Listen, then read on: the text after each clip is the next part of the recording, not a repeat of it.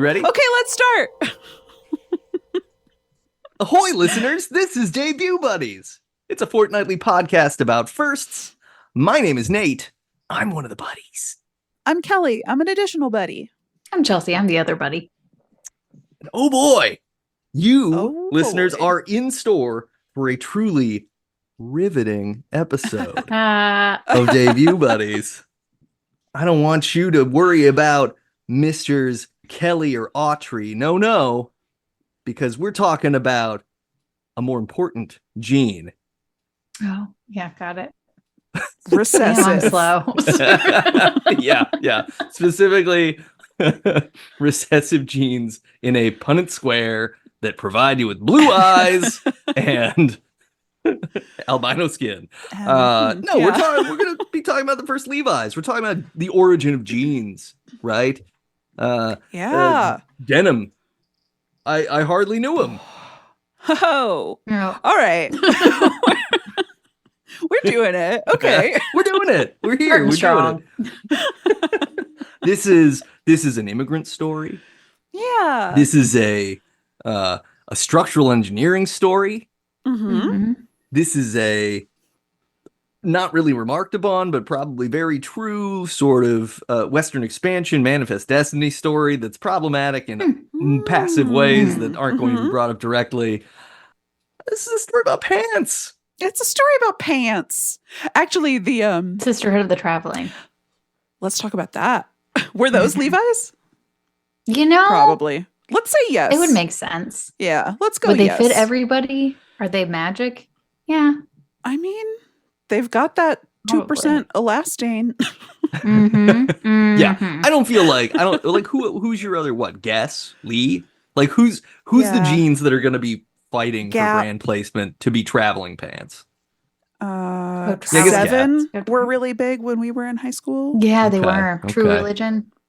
Oh, I yeah, okay. don't know that one. True Religion's got a little bit of that like Western, right? Didn't True Religion have kind of there was that era where everybody's jeans had like really elaborately stitched pockets, like too much. Yeah. Probably right. And there was a lot of like flourish and everything, and maybe True Religion filigree. was one of those. Yeah. No, from the Fergie song. 7 jeans, Oh. True Religion. I said no, but they keep giving. Keep going. And Yeah. I can't remember what song it is. Fergie, Is it for Fergie's Delicious? in the studio. Fergie in the studio.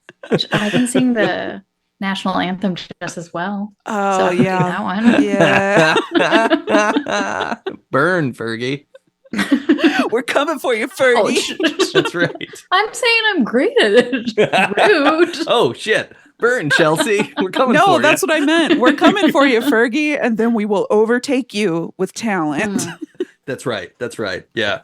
You've heard of the Black Eyed Peas, but what if they had Chelsea in them? And we're also Ooh. musically relevant in 2024. I don't know. I feel like Will.i.am is. Wasn't he doing stuff? He's doing stuff, right? Isn't he off? Who am I thinking of? Hold on. He does a lot of collaborations with Britney. So, Oh, hell yeah. yeah. All right. Yeah. In the right camp. He's catchy. Pants. Let's talk about pants. Okay. I wanted to say, in the patent, they refer to them as pantaloons. And I just lovely. wanted to make sure that we all knew that. I did not. They're also called waisted overalls. Yeah. Oh. Yeah. Okay. Because there's no bib. They're like, these are overalls that end at the waist. Famous pants. Let's talk about some famous pants real quick before we dive into this. Ooh. There's the Worldwide Pants, which is the production company that David Letterman uses for his show and his ongoing stuff. Worldwide Pants. Okay. There was a pair of jeans. So when I was in college, my friend Jared, 1752. 1752. I want you to imagine a wet but somehow very dusty CU Boulder campus. We're carrying our candles from dorm to dorm, checking for ghosts as you do at the time. Must. You simply must. It was the responsibility of the resident hall ghost monitor. How do I get that journal? My friend Jared tells this story. I didn't bear witness to it, unfortunately, but he was walking down Broadway, which Kelly, you would know where Broadway is in Boulder, wouldn't you? It's like a block away from where I sit at this very moment. It's a block away from me right now. It cuts through between campus and University Hill, and it is a place where kids would walk around. You're walking back from campus buildings. You're walking to dorms. You're doing all sorts of stuff. You're going to get pizza or alcohol. Both are options. Yeah. Maybe you're going to smoke cigarettes at a coffee shop or purchase concert tickets. There's all sorts of things that you can do in this place. It's amazing. The Fox is right there. Yeah, the Fox. Yeah. There used to be a place called Tulagi that was there too. No longer exists. R.I.P. Yep. So much has changed. Is that where the ghost is? Yeah. I mean, the ghosts are everywhere. Yeah. Yeah. It's really mostly ghosts. Truly every bar in Boulder, if you ask the bartender, is this haunted? They're like, yeah, let me tell you some shit. Yeah. The sink. Great one. Oh, I've heard some stories at the sink. Yeah. And but okay, so my friend Jared, he's walking up, and this car drives by, got college kids in it, and they are holding a pair of jeans out the back window, presumably to dry them in the wind, right? Oh, sure. But they drive by. Okay. And the passenger not holding the jeans leans out the window and screams to Jared, "Pants!" So I have to agree. I have to agree.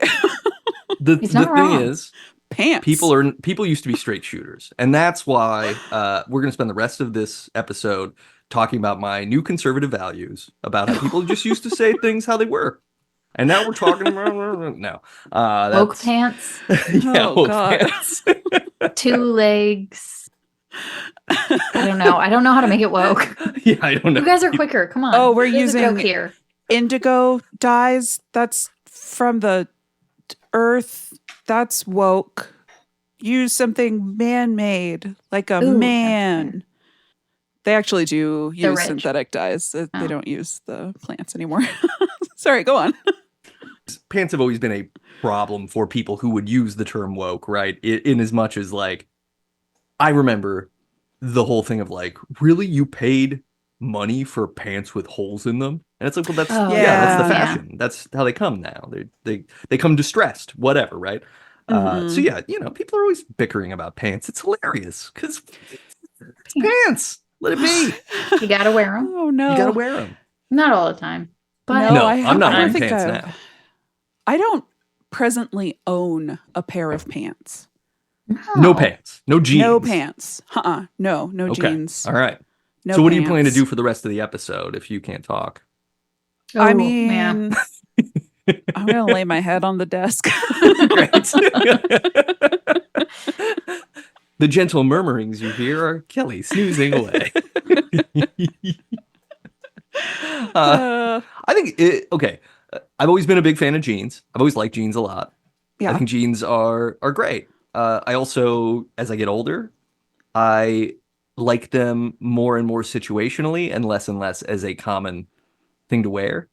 Just because they're kind of like, they're both versatile and limited, I guess, is the weird way to put it.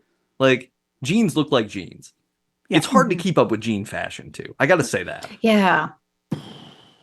People in their jeans are getting pretty intense. There's a lot in research for this. I was like, man, these people in their jeans, they're like, what is it? Sneakerheads. They're very into their jeans, very specific jeans. And they can tell you everything about them. There's just so much roasting of our demographic with the skinny jeans. Yeah, which like they had to do it. This is cyclical. Like skinny jeans were in like the 50s and 60s, and then jeans got wider and wider and wider until they basically got so wide that they were no longer pants at all. And Jinkos. Then they came back in. Yeah, and go ahead and put a pin in that. Just saying, if you want to remember that for later. But yeah, I find that like pants in general, jeans aside, it's difficult to keep up with what do you suppose, like, what's the fit supposed to be? There's so many fits. I find the fits not like not obvious, like it's confusing. And the fits obviously don't fit everybody the same way, right? Like, oh yeah. There's I had a thing a couple years ago. I was like, I'm just gonna go get like 501s because I just want like standard ass jeans. And then I go and I'm like, oh, these are like really baggy and they don't really like flatter me because I think I just have like, I don't know, skinny legs or something or no ass. I don't know what the problem is. There's a lot of problems. We got to get you some of those jeans they make for ladies that have like butt padding. Yeah. We can make you thick. There you go. Yeah, I need to go to Mothman school is really what it is. The gym. But yeah, I mean, like, I don't know. They've always been important to me to have, and then it's always really the subject of the very episode we're about to talk about is the problem is they tend to wear out in very specific places in a way that renders a perfect pair of pants unusable going forward, unless you want to pay someone to basically remake the pants, which is more expensive than buying more pants, which is a whole issue with fast fashion. But we can talk about that too.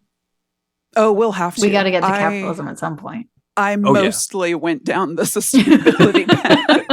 Great. Yeah. Then we just want to run through the history part because it's not particularly There's not exciting. a ton. Yeah. But you asked earlier, what are notable pants? What are famous pants? Yeah. Before we do the can history, we keep talking about that? Oh. Yeah. Yeah, exactly. Like, what are notable pants that you... Are you saying like pants in the timeline or just pants that come to your head when you think famous pants? Famous pants. I immediately was like parachute pants. Yeah. Okay, yeah. I was going to say jodhpurs, sure. which are kind of a parachute pants variant. What are those? Jodhpurs? Yeah, jodhpurs are like riding pants, like the tan riding pants. Yeah. And they're also generally like director's pants that have the billows on the sides. Yeah. You're Katharine Hepburn telling you to clean up your room, but also love kind of those. Yeah. Also the guy in Jumanji who's the safari person. Yeah, I think of it. I think of the safari pants. Yeah. Cargo pants. Those are specific kind of pants that for some reason are back in fashion again. That is difficult because it's nice because you have a lot of pockets, but it's also so heavy that you can't put anything in your pockets because it goes down. Yeah. Well, that is now when we're getting into fashion belts. Oh, fashion belts. Gotcha. Yeah. Or bring back overalls. I do love overalls. Cargo overalls. let's get the whole body working on overalls supporting are very functional. It's a good look, functional. right? It is. And it makes sense because your parent, it's like Oshkosh B'gosh is your starting point. I loved them when I was a kid.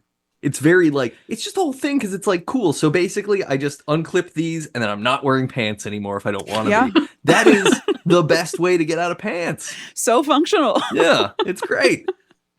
Plus, okay, so I wear overalls as a grown-up and have like, I'm going to make some pinafores, which are the dress version of overalls. Oh, lovely. And here's my favorite part. Here's a little anxiety tip. If you are wearing overalls or pinafore, you can slide your arm into the bib and just sort of be in a little cocoon. Oh, yeah. That's it's lovely. So Absolutely. like cozy. Oh, it's like you're in a hug. Oh. Highly recommend. Having a classic muff situation. Yeah. Yeah. It's like I'm swaddled. It's like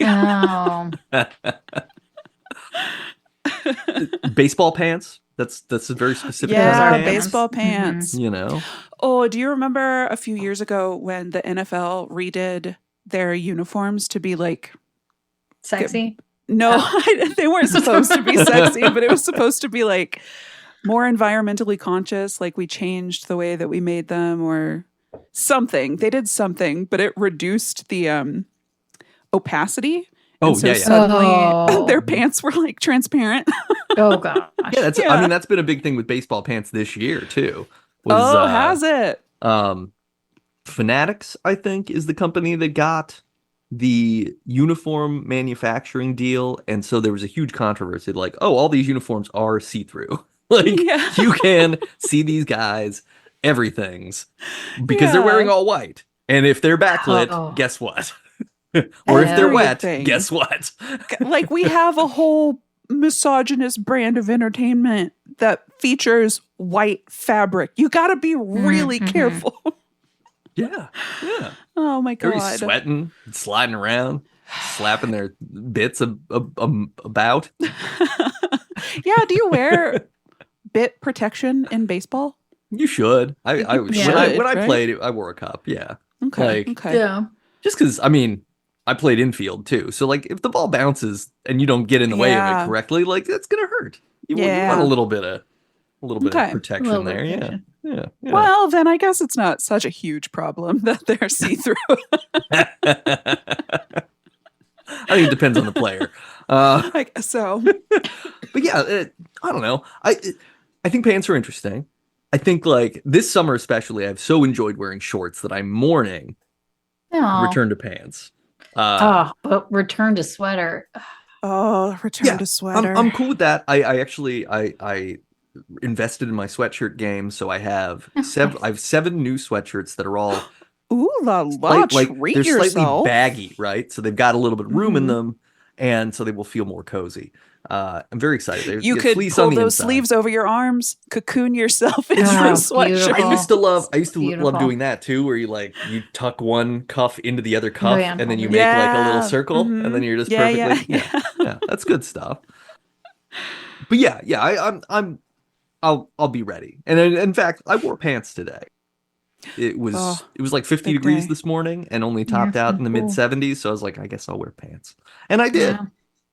And it was okay. Congrats. It'll come back, and it'll come back sooner than you would think. So you'll be wearing shorts in like 2 months. It's fine. You could do what I do through the winter and wear your short inseams with some tights. Pop some tights on. Yeah. You know what? Maybe I should. I think you should. Athletic tights on men are becoming a thing. Yeah. I could do that. Mm-hmm. You could also just wear normal tights. True. Yeah. I could wear anything I wanted. That's true. They make those tights that are like fleece lined that look sheer. Yeah. Might have to look into those. I always found those very like they seem so cozy.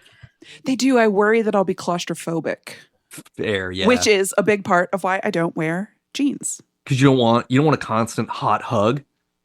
Not from that fabric, I guess. Yeah. Okay, here's another thing about jeans that's weird lately is all of the emphasis on different kinds of denim. And I feel like this has only come up in the last like 10 years where you go somewhere to buy pants and it's like, this is selvage denim. And you're like, oh, cool. What does that mean? And it's like, well, that means it's fancier denim. And you're like, oh. Yeah. Yeah, that is what it means. Selvage denim is like a return to like old traditional practices, I think. Like, is selvage denim and raw denim, are those the same thing? I think they must be similar. Yeah. Because raw denim is the one that you're supposed to just like, you don't ever wash this. Don't wash. Oh, yeah. Put it in the freezer to kill your nut juices and then put them back on. Yep. That's what it says on the label. I'm pretty sure it says to kill nut juices. It specifically mentions nut juices. And then it's like, if you are going to wash them, it has to be after a year of wearing them, and you wear them into the ocean, and then you lay on the beach and let them dry and mold to your body. This is legit. Oh my God. That idea too of to make your jeans fit perfectly. Go into the ocean. Right. Like, okay, I guess. So do you have to take a special trip? Can't I just like. Is it only for people on the coast?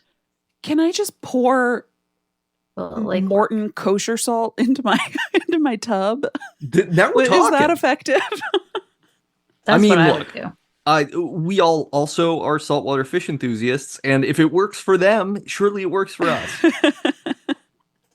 Wait, No, it's raw denim. I was going to ask if I'm bringing like horrible chemicals into the ocean. No, but I would be, because they still dyed it indigo. No, look, if you walk into the ocean wearing clothing, you're putting chemicals in the ocean. Like, it doesn't matter if it's raw denim I think if your body goes into the ocean because of any type of sunscreen or anything, you have we're terrible. We're just ruining the planet. It's fine. Yeah. Us existing is also causing it to evaporate, to go into the sky and then rain back down into the ocean. We're ruining everything. We should just stop.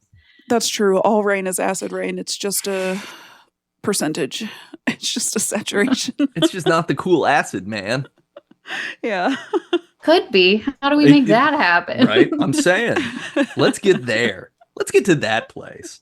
But first, let's go way back in time to the place where jeans were born. Yeah. So we have to go way back to 1829 when a young gentleman named Levi Strauss was born in Buttenheim, Bavaria. Buttenheim. Buttenheim. Buttenheim, Didn't not want to get into Buttonheim. the chocolate game, so he got into the jean game. Yeah. Well, his first business in San Francisco was just dry goods, so maybe it was. Maybe there was also chocolate. Yeah. Yeah, so he ends up moving with his family to the United States in 1847. He's 18 years old. He and his mother and two sisters move out to join his older brothers, who have a dry goods business in New York City called J. Strauss Brother and Company at 108 Liberty Street in Manhattan. And so they're selling blankets, they're selling pants, they're selling kettles, sewing kits, tents. Yeah, definitely chocolate. I mean, it's dry. Dry chocolate. It's dry. No milk chocolate. No. Too Just wet. Dry. That's how I usually describe milk chocolate. Hey, will you hand me some of that wet chocolate? I think anything that isn't like pulling moisture out of your body to eat it, we should just refer to it as wet from now on. This is like that meme about making spaghetti in the UK. Dry the wets, wet the dries, dry the wets. No, I don't know that one, but I like it. Don't worry about it. So yeah, Levi is working in New York as kind of a peddler. So he's selling his brother's store stuff kind of door to door, walking around, trying to move these blankets and kettles and whatever. And then he moves to Louisville, Kentucky, and he's selling Strauss Brothers supplies there. And then eventually they decide that they want to open a West Coast branch of the dry goods store. Levi becomes a citizen of the United States in 1853, and then they set up shop. They're like, there's a gold rush happening. We got a bunch of white guys. They're displacing other people. They're stealing the wealth from under the ground of the people who used to live there.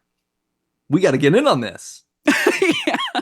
Purely from a capitalistic sense, not the, we're not going to steal from people, but we are going to participate in the system that theft built. Yeah. So they open their store, and Levi gets to open it. So it's Levi Strauss & Co. And they bring in a bunch of imported dry goods from New York from his brothers. And then he adds some other stuff. He starts making tents there. Oh. Yeah. It's like a circus fire. Oh.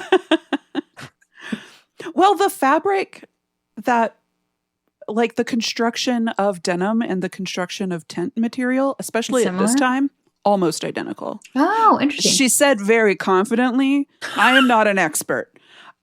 Like old tents would have been like a thick sort of canvasy material like a denim, and then it would be wax treated on both sides to make it waterproof. Oh, gotcha. Okay. And you would basically have to re-wax your tent every season. It's the waxing and the like tightness of the weave. Yeah. But they're both a twill weave, I think. Yeah.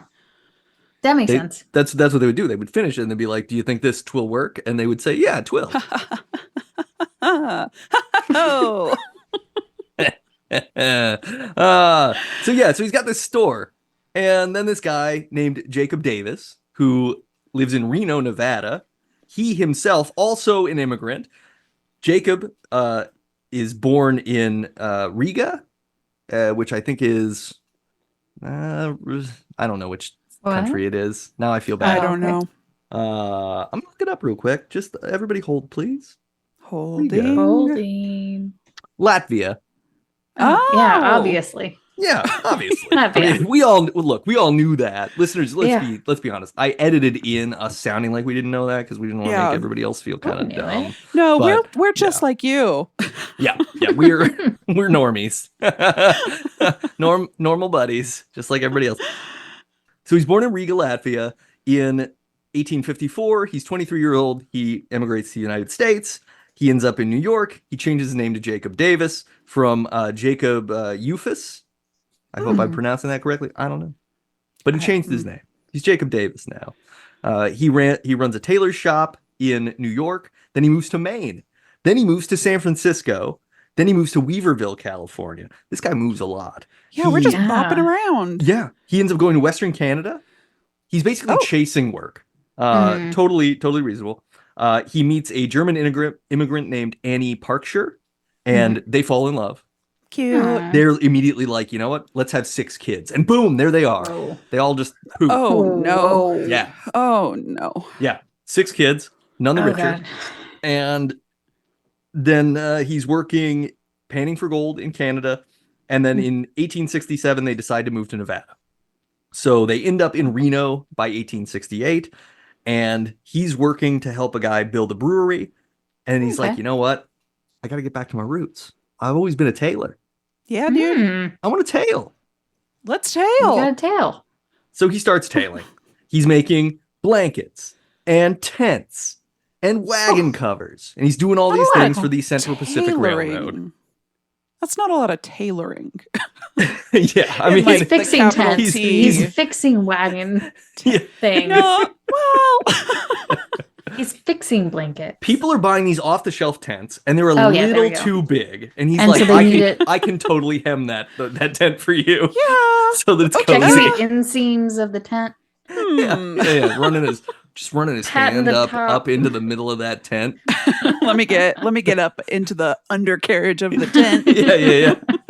Just move it to one side. Measurement. Cough, please. Yeah. We've all been to a tailor before. I'm just saying tailor specifically means garments. Yeah. So he starts exploring ways to make stress points in the things that he manufactures stronger. And he begins using copper rivets to reinforce the stitching at those points. And then one day, a wife of one of the railroad workers comes along and says, Jacob, look at my man's pants. He wears these denim workman's pants, and they're blowing out everywhere. The pockets are blowing out. The crotch is blowing out. Humble brag. And Jacob's like, I mean, I got 6 kids. I know what we're talking about, right? Like, mine too. Am I right? But he gets to thinking, how am I going to make these jeans better? How am I going to make these pants functional for the working man, for the man who has been put into functional workman slavery, building the railroad across the country? How am I gonna get this guy in some pants that lasted him more than a couple of weeks? I also just like this. The quote I read is that she asked Jacob to make pants that, quote, wouldn't fall apart. Yeah. Which I like that phrasing, because what I'm imagining is not like, hi, Jacob, oh my God, it would be great if you could make some pants that wouldn't fall apart. This is somebody shit talking, being like, you're a tailor. Why don't you fucking make some pants that won't fall apart? Yeah. Like, she threw out a wish that sounded outlandish, that was meant to be more of an insult than a request. Then his response was, bet. Yeah, exactly. Yeah. What if I came to you and like bought pants that didn't fall apart? How would that work? But yeah, Jacob takes this seriously. He's stoked. Yeah. He's like, oh shit, what if I take those same copper rivets and put them on the pants? So he comes up with this idea, and he's like, oh wow, I think this is gonna work. I think we're cooking with pants gas. Mm-hmm. Careful, those chemicals are probably flammable. It's true. It's so very flammable. Blue burns so bright. So he needs a business partner, though. Jacob realizes like, hey, cool, I got this great idea. I got this pants design. These pants are going to last, whatever. They're going to last forever, I guess, in theory. At least longer. Potentially permanent pants. Potentially permanent pants. Potentially permanent pants. So he goes to one and only Levi Strauss, who's hanging out in San Francisco with his dry goods empire. That's who he'd been buying the fabric from. He was buying denim from Strauss. Strauss just had like spools and bolts of denim, and just like, and you just watch, and Jacob would just roll down the hill until he was wrapped in denim, and then he'd be like, "Oh, send me the bill," and then he would go back to Nevada. That's how he did the durability test. He's like, if it makes it to the end of the hill with me rolling in it, we're good to go. And it was that hill. The hill from Full House. Oh, sweet. Right? So he's buying denim from Levi Strauss. He goes to him, he says, "Hey, look, you got a lot of money. I've got a winning idea. Can we work together? Because we need to patent this shit. No one is going to beat us to these pants. These pants are our pants. It's our pants down here. It's their pants up there. Something else from Goonies." Okay. They come to an agreement, and they're like, "Yeah, let's make these reinforced workers' pants." And so they start putting those copper rivets into the stitching spots, pockets, where you know rivets are now on your jeans. Yeah. There's also a rivet that's very weirdly located at the bottom of the crotch stitch. But they would go too close to fires and then burn their shit That's business. Right. Getting that hot rivet. Well, yeah, hot rivet directly on the junk. Mm-hmm. Sorry about your junk. This is why tailors have to I get wonder how up many in there. people were disappointed when it was taken away. You're like, okay, fine. I mean, look, I think that if a design is a certain way, kinks develop, and then people are going to be like, "Oh man, really? I kind of got used to that. That was great." Well, for anybody who's feeling that, it's very simple to install a rivet. Great. Just give it a quick YouTube. You can find a tutorial. The supplies are cheap. You can get them at Michael's. I also would think that, having the rivet there was a great excuse for why you were messing with your junk. Oh yeah. It's like, "Oh no, I'm just adjusting the rivet, right?" It's and then the rivet's under gone. pressure. It's like, what are you doing? What are you just doing down there? Stop that. I'm looking for the rivet. I'm trying to find the damn rivet. Additionally, so they get a patent. It's U.S. patent number 139,121 for, quote, improvements in fastening pocket openings. Very exciting, right? You wouldn't think like, wow, that's the beginning of Levi's jeans, but in fact, it is. It truly is. Did you read the patent? I didn't. It's super short. It's 2 pages. One entire page is an illustration of somebody wearing workman's pants with the rivets noted. Like it's like a scientific, like figure 1, point A, point B, whatever. And then the bulk of the patent is like, we're installing rivets. They don't even really go into the specifics of instruction. It just says anybody with skill in like garment construction can look at this diagram and they'll know what to do. Oh, okay. I love that. Like it's really just install rivets on stress points. It's an IYKYK situation. Yeah, exactly. My favorite part though was like, we understand that this technique has already been used in tents, in shoes. And so we aren't claiming to have like been ingenious in terms of rivet. We're really just adding them to workmen's pants. We don't claim anything bigger than that. So it's so funny that like this truly iconic thing is like such a small design decision. Yeah, it's so minor and it's so apologized for. Yeah. Look, I know. We really didn't do anything.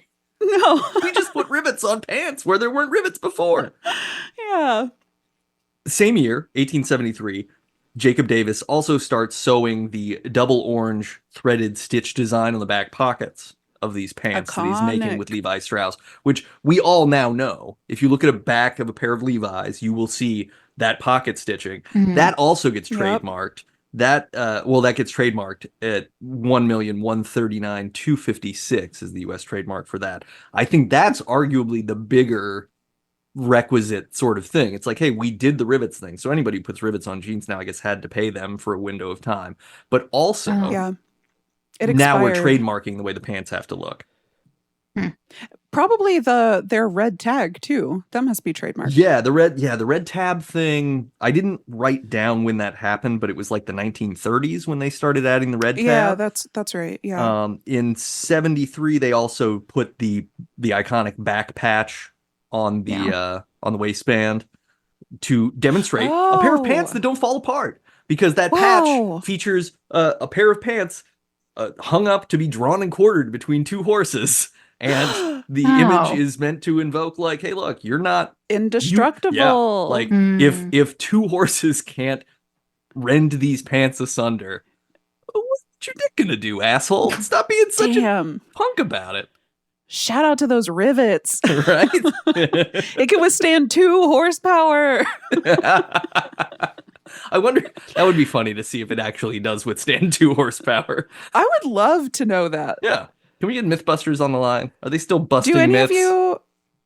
No, unfortunately, no. Apparently, they're not even friends. Yeah. Does anybody have horses? This seems like an achievable DIY. Find somebody with horses. I mean, we could probably find some. Here's what we'll do. We'll get together. Put a request out. We'll go somewhere where there's horses. This is our call to action. We'll take a pair of pants and we'll just see what happens. We can do this. I figure if you sneak in and wake horses up at night, it's probably perfectly safe. Just tie jeans to them and see what happens. Yeah. Totally normal. Quality science. They've got this great thing going. They end up making shitloads of money. Strauss ends up with a brand worth, an estate worth $30 million at the time of his death in 1902. So that's $855 million in present day money. That's crazy. And Strauss never marries. Oh. He has no children. No. He ends up leaving all of it to his nephew and their child, who currently are owners of Levi Strauss and Company. Oh. I had some questions about Levi Strauss and whether or not he is a confirmed bachelor. Sure. Yeah. I didn't find anything. It's none of my business. All of my research, not all, but 75% of my research came from different articles that Levi's as a company has planted places, either on their website or elsewhere. So they are everywhere. They are very serious about protecting this idea, right? This concept of their jeans and their origins of it. I found a couple of other sites like firstversions.com and Beyond Retro that talked a little bit about these. But yeah, nobody delved into whether, like, maybe Levi was a gay gentleman. Maybe he was just asexual. Like, who knows? Maybe he just loved his work so much, and he was one of those people who's just like, I just really like making pants. Like, what? I don't know, what else do I need in life? We love a pant. Yeah. Pantaloon. We love a pantaloon. We love them. These particular pantaloons were selling for between $1 and $1.50 at the time. Inflation. Well, we're so far back. It's gonna be hard. I think the calculator doesn't go before like 19 something, right? That's 1913 is the earliest. Probably similar to what they cost now, $50. We're thinking jeans. Oh my God. I'm so tired. I just Googled inflation calendar. Oh my God.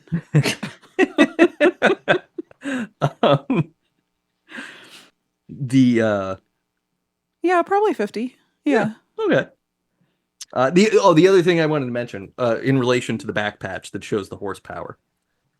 Do either of you remember the old Samsonite commercials where a gorilla is throwing the luggage around and bashing it? Yeah. And like, that's the most similar thing I could think of. A contemporary version of this idea where it was like, look, just show like a brutalization of the product to prove that it's good. God, we love it when stuff is tough. There was like the reason, I don't know if this is the reason, but this is the first time I saw it pop off. But Yeti getting so big was a girl's car like got totaled and caught on fire. And the only thing that survived was her Yeti. Oh, wow. And since then, Yeti exploded because they then sent her a new Yeti. Was that Yeti or Stanley? Oh, Stanley. Shit. Yeah, it was Stanley. Man, cups. Am I right? It was Stanley. Cups. Yeah. Keeping your cups cold. Yeah, that was a Stanley. Because I was like, Yeti was the bigger one before that. And then I think of that being like the tough version. And then Stanley did that. Now Stanley is like absurd. And now everyone's selling their Stanley cups for some reason. Well, they all that backlash. What happened? Right? I think just the internet turned against people having them because they saw it as representing some kind of like. No, they all bought new water bottles. Like what's happening right now is everyone who went and bought 1 million Stanleys is now like angrily getting rid of their Stanleys and buying this other water bottle, which I'm not going to name because I don't know what it is. Weird. It's something like, okay, I am going to say a name, but it's not that because this is I think a granola bar, but Odwalla, or no, that was a drink. It was like a drink. Odwalla was like a juice. It was in that but it's juice something trend. Similar to that name that is now the new Stanley. Huh. Yeah, are you looking it up? I'm trying to, yeah. But I've been watching like people being like, I'm selling all of my Stanleys, and I'm like, man, the reason that all of do what? Like, what do you mean all of? Like they why have like so 100 because I understand. Is like exactly. You have just completely overlooked the use of why a Stanley is good and what a Stanley is used for. But most of them had enough of them. They only used them once. And like one of the girls I was watching, she was like, I only use this one once. Oh, I only use this one once. And I was like, then why did you buy it? Sorry. That's insane. This is the same problem with jeans, though. It's true. Like, it's all fast consumerism. Yeah, because the trend happens, and then everybody decides the trend's over. But they're so expensive. I guess they're the same as jeans. Damn. But I mean, like, you have a water bottle that'll survive a car accident, and you're just going to be like, no, I'll buy the next thing that's probably going to be I gotta buy it in blue. 6 months. Yeah, I need that sweet tie-dye version. Oh my God, they have a yellow one come out. Let's get that one. Have you guys found what the other one is? No. I couldn't. If I just Google water bottle. It's not water bottle. Is it like some sort of fashion tumbler? Insulated. Is it Hydro Jug? Cup. That's not right. Yeah, insulated cup would be a good one. Oh, is it Hydro Flask? It's not Hydro Flask. Owala. Owala. Owala? Mm-hmm. And people have been getting into Brewmate as well. So those are the two that I have seen. They're like, we're not going to do this anymore. We're going to this. Interesting. Okay. Mm-hmm. All right. Everybody have fun. We gotta, just enjoy whatever the thing is you're into. Don't worry about the trendies. It's not worth it. Please don't throw them away, though. Yeah. No, make sure they get upcycled at very least. Other milestones in Levi's history. 1934, a full 60 years later. Oh my God. They introduced the first blue jeans for women. For women. What if women wore blue jeans, guys? No. It's 1934. What if they wore blue jeans? Well, a lot of people were like, no. Yeah, they were freaking out.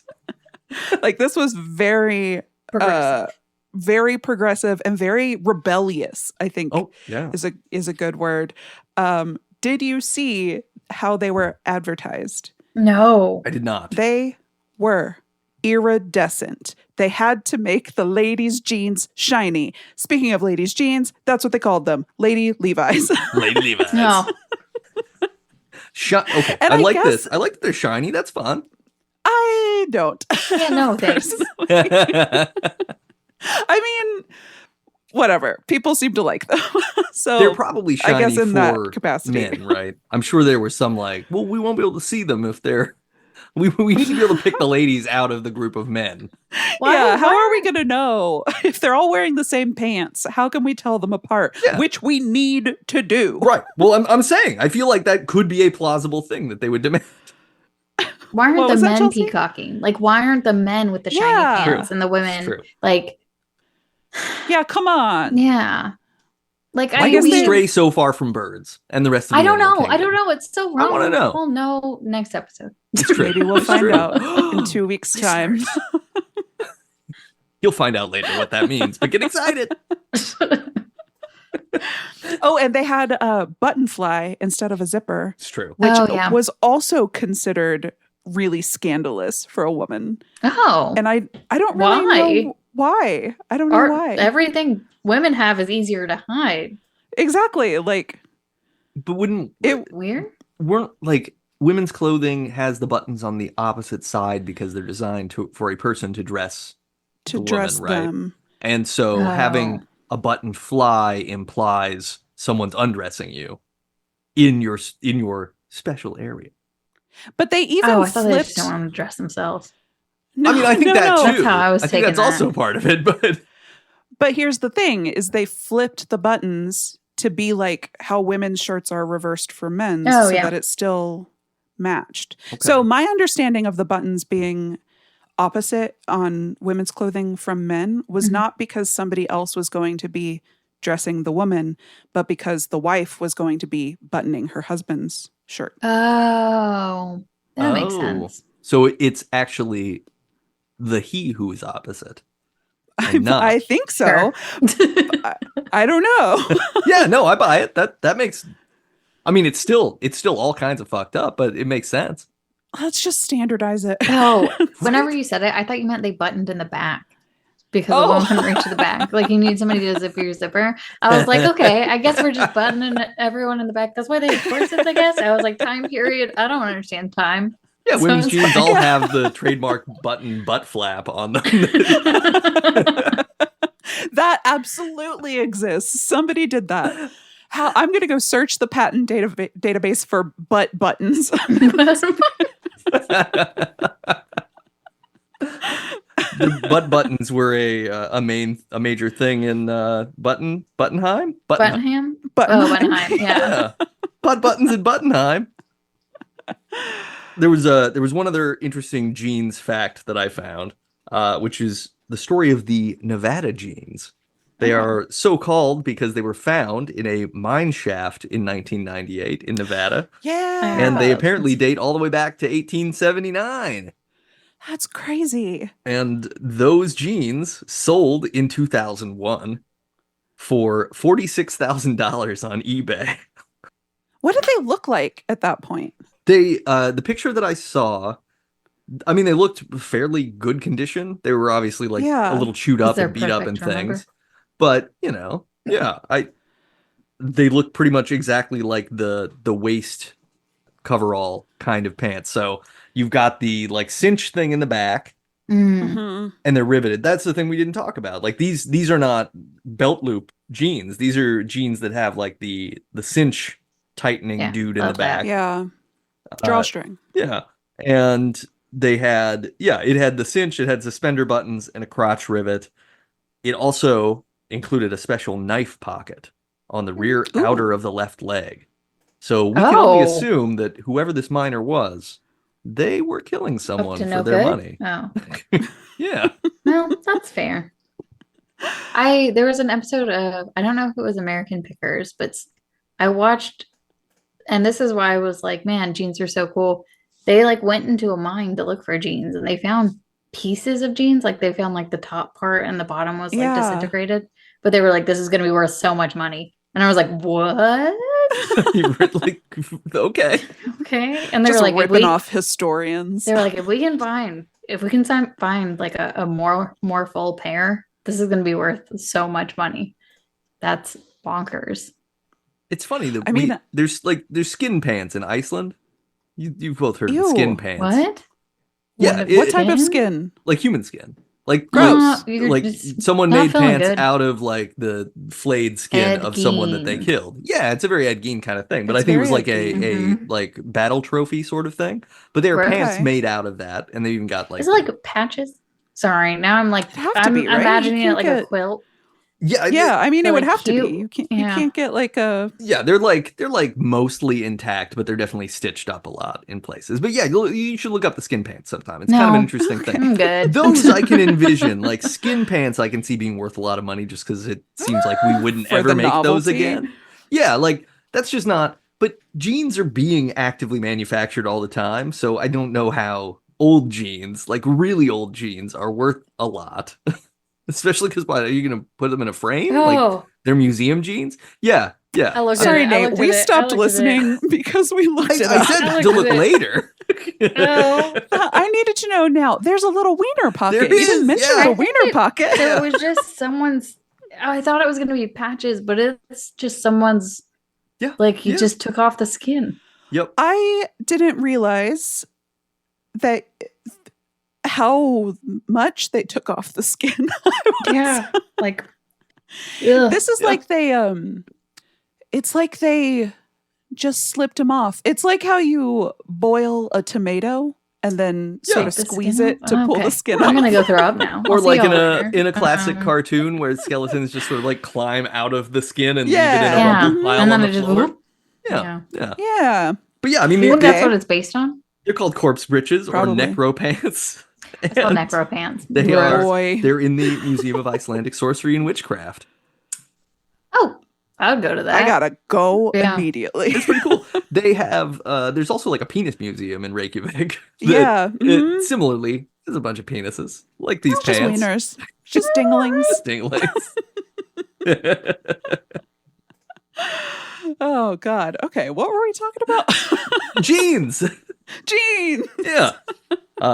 They did. So where the Nevada pants were found, they like put a investigation or something, some kind of plaque. But they also have commemorated the sites of the Levi's creation. So the visitor center at the Levi and Strauss headquarters in San Francisco. I've never been there. I don't. Have either of you been to the Levi Strauss? No. So they have like a huge display about these first jeans, which were called the XX, the extra strong, I believe. Okay. 9 rivet is what they're called because I think current jeans have 11 rivets. Oh. Ooh. Part of me wanted to go look at jeans right now. Right. I'm gonna go. Crotch. Yeah. Oh, I'm not gonna go. I'm gonna go get some jeans. I'm gonna go get some jeans. I'm sorry, you guys. Go get some jeans and find out. We're gonna count listeners. We're gonna count rivets in just a few moments. Live rivet count. Rivet count. I'm just gonna use the riveting pun again. The most riveting count you've ever experienced. They also set up a plaque outside of Jacob Davis's tailor shop location in Reno, Nevada. The shop itself no longer exists, but everyone will always know the jeans were born there. I love that. And I'm so glad that Davis is like properly credited and I guess celebrated as well. Like the name Levi has gained so much fame. It would have been easy to be like, yeah, he invented it. I think that's interesting. I think it's interesting that Davis isn't incorporated more into the naming. Like I've never seen a pair of Levi's that was like the Davis 501 or something. True. Like that would be cool if that was a thing. I'm sure there's plenty of legal stuff that prevented that from happening. But Strauss seemed to be a pretty decent person no matter what. Gave a lot of money to charity, helped set up a congregation and a Jewish synagogue in San Francisco, the very first one that was there. Cool. He also started a foundation in University of California, Berkeley to provide scholarships, and they gave scholarships to 28 students in 1897. And the house where he was born is a museum now in Buttenheim. Yes, Buttenheim. And in 1994, Levi Strauss was inducted into the Hall of Great Westerners of the National Cowboy and Western Heritage Museum. Which didn't know that existed. Yeah. I know of there in Colorado Springs, there is the Pro Rodeo Hall of Fame. But that's that very makes different. sense. Very different. Did not participate in a rodeo, but an important cowman, Levi Strauss. Yep. How many rivets you got, Chelsea? Got some shitty pants, man. Ah, damn it. No rivets. 4 rivets. 0. Oh, only 4 rivets. Just on the front pockets. No back pocket rivets. No crotch rivets. No tiny pocket rivets. They were bad jeans. I should have grabbed a different pair. I feel like this is an Office Space situation of like, what do you think of someone who does the bare minimum? How many rivets? 4 rivets. Well, I wonder if women's jeans traditionally have fewer rivets. Oh, yeah. Yeah, because you guys don't do work that would lead to blowouts. Nope. Well, now I'm going to have to go get other pants. No, I'm just kidding. But yeah, there's not a lot to it. That I could find. I couldn't find a whole lot deeper on anything. And because they're hiding the truth. Yeah. They're hiding the truth. That all of these pants are made out of human skin. Gross. Riveted together. Soylent sustainable. Pants. Yeah. Oh shit. Soylent pants. Mm-hmm. That's more sustainable. That is more eco-friendly than what it is currently. Oh. So I got curious, like this is the iconic jean as we think of it today. Mm-hmm. And I guess we didn't start calling it that until the 50s when it became like a fashion icon with like James Dean and Marilyn Monroe wearing jeans in movies. So were they just called Levi's before? Or whatever? No, they were just called workman's pants or the overall. Yeah, waist overalls or XX. Tentacion. Okay. And then I think a little later they were called denims, but that might have been the UK. Okay. I can't remember. And so it wasn't until the baby boomers that we started calling it jeans. Huh. And I got curious about when denim, like when was the first denim? When did that happen? Yeah. And I do love the etymology of the word denim. I love the etymology. We're getting into it. Can I? Yeah, let's do it. So there are sort of two paths of the etymology and sort of two paths of the fabric. It's very parallel thinking and inventing. And so denim started existing in the 17th century. And denim is thought of as sort of two main things. One, it's like primarily cotton. Mm-hmm. And two, it's the specific twill weave, a specific twill construction. And now, of course, we think of it with the indigo. And I think that has been with it from the start, really. But it's like the threads that go up and down are blue and the threads that go left and right are white. And they are woven in this specific twill weave. And that's jeans. Mm-hmm. But in the ones that we think of now as cotton were really developed in Genoa. And those are like cotton, indigo, exactly as we think of denim today. And they were worn by workmen, sailors specifically. And from Genoa, we get jeans. Like it's just an abbreviation. And then the other one, the name denim comes from this happening in Nate, do you want to take this? It's pronounced Nîmes. Nîmes. Yeah. And Nimes. It's a town in southern France that's near the it's basically on the Mediterranean. And so the phrase denim would mean of Nîmes. And so you're just getting material denim. Huh. Yeah. And it was a specific fabric style called serge.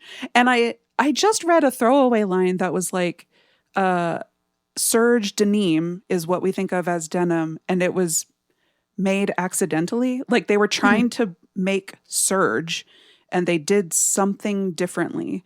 And it was usable, but it wasn't serge. And so people started calling it serge denim, which evolved into denim. But I was like, what was the mistake? What was what were they trying to do and what did they fuck up?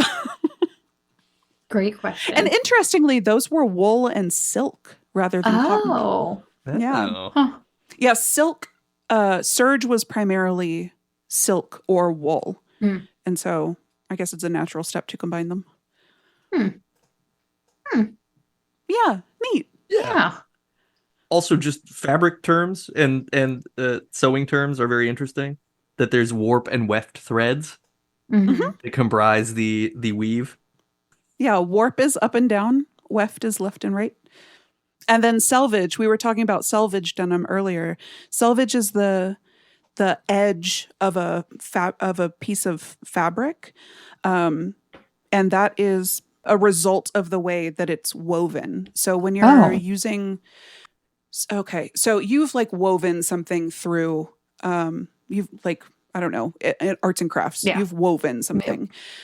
So typically when you're doing that, the thing that you're weaving has two cut ends. So you put in one thing and it goes left and right, and then you grab a wholly separate thing and weave that in and it goes left and right. The selvage happens when you don't have separate things. So it's one big strand of yarn and you go left, left, left, left, left, weaving, and then you turn that fabric and go right, right, right, right, right.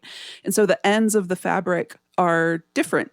And that indicates that it was woven in the specific way. And it's typically nowadays thought of as like fancy. Like, and to the point, this is not just with denim. Selvage can be considered fancy with many different fabrics, to the point that some companies will make them decorative. And so you'll buy your swath of fabric to make your garment, and maybe you cut the selvage off to use in the garment. So maybe it's like the trim on something, or maybe it's just a little patch that you create. Like it becomes artful as well. Oh, that's fun. Yeah, it's neat. I always like that when like a suit jacket or like a blazer has like a different color on the underside of on the collar, so that if you pop the collar up at all, you've got like a thing. I always like that with like pockets and stuff too.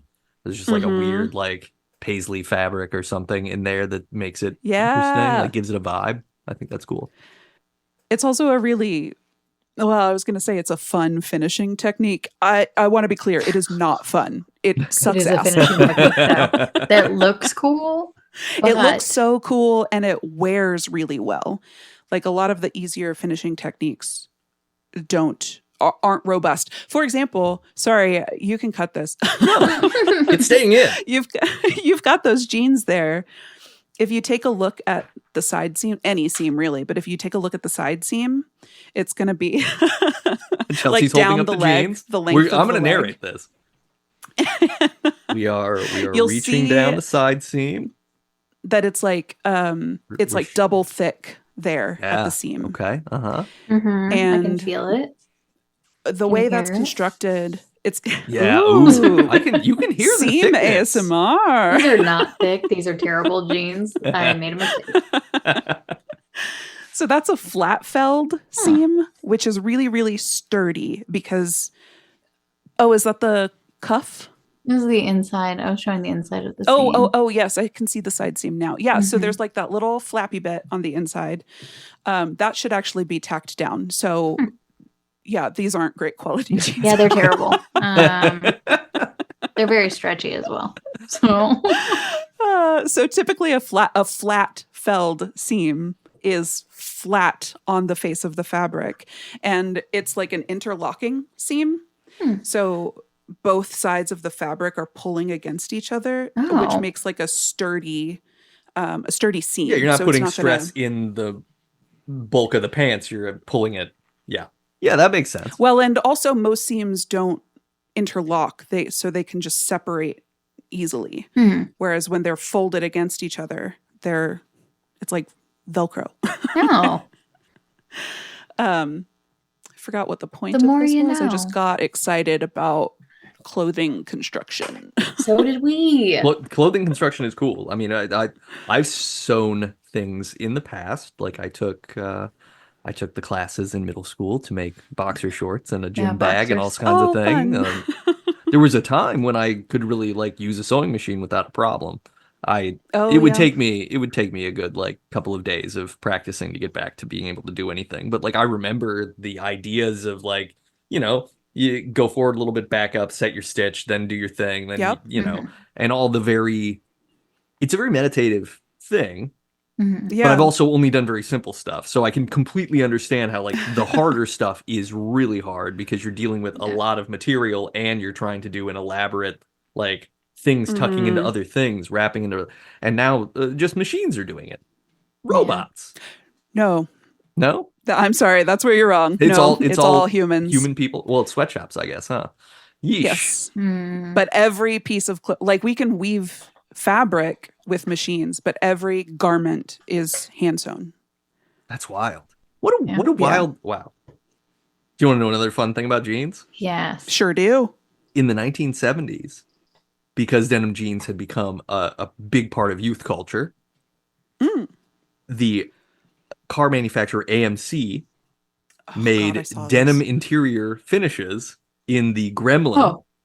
So their little economy car had Levi's upholstery on the seats. Just dreadful. Can you imagine taking a road trip in the summer and getting out and your legs are indigo blue? Yeah. From sitting in the seat for so long. Plus, they put the rivets in to sell the whole look. So those rivets are getting yourself every time you get in the car. Yeah.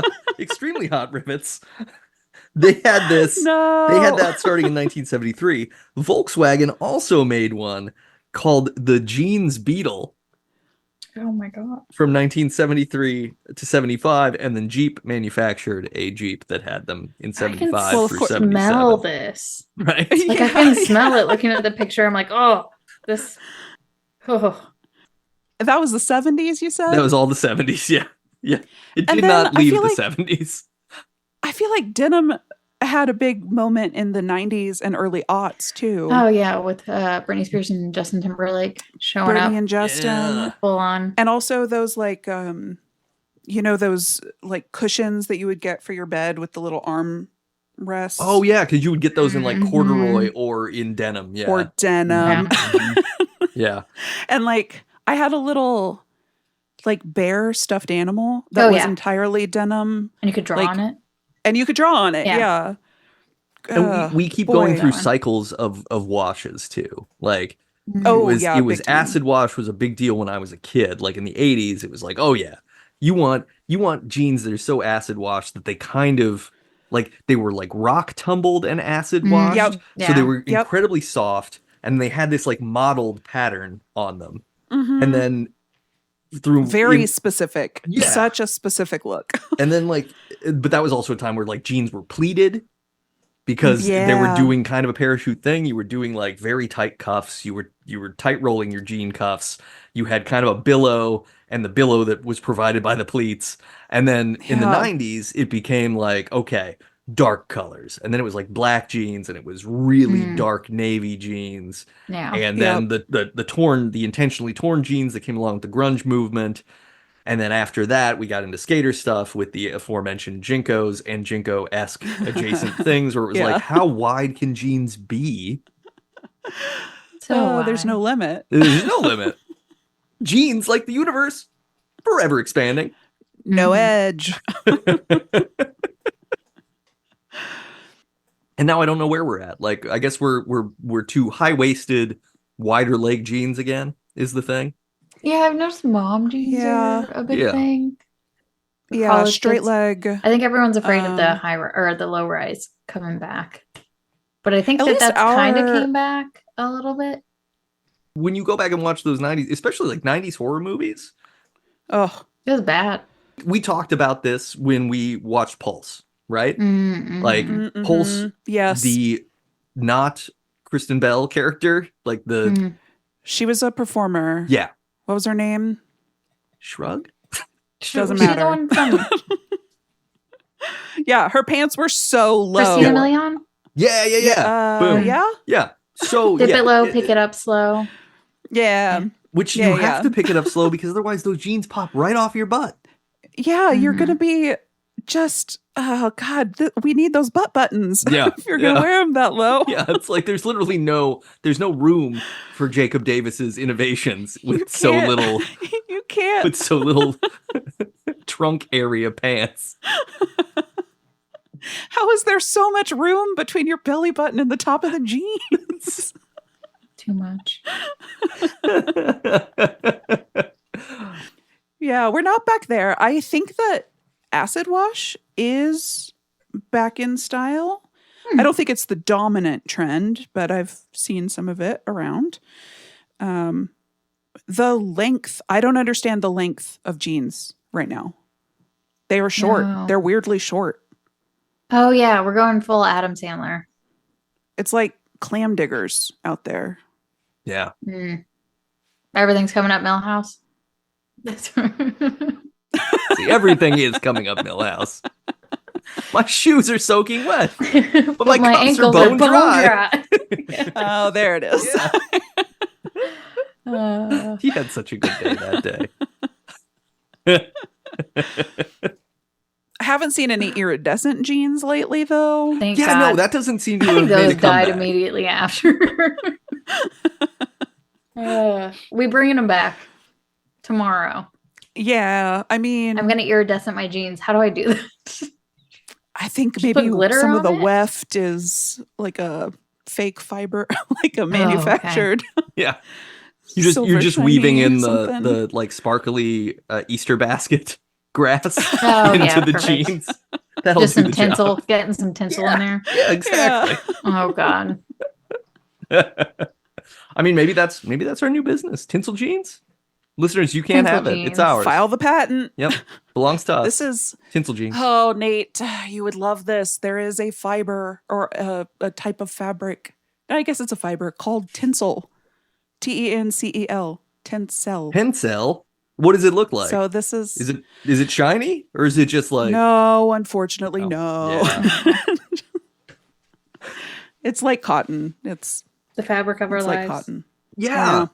The The very touch, fabric. The feel. And we didn't get into this, but we do need to check the history of Made cotton from as wood problematic. pulp. That's cool. Sorry. Yeah, the cell, if you encounter a fiber with cell at the end, that suffix, that means cellulose fiber. So it's plants of some sort. Oh, that's cool.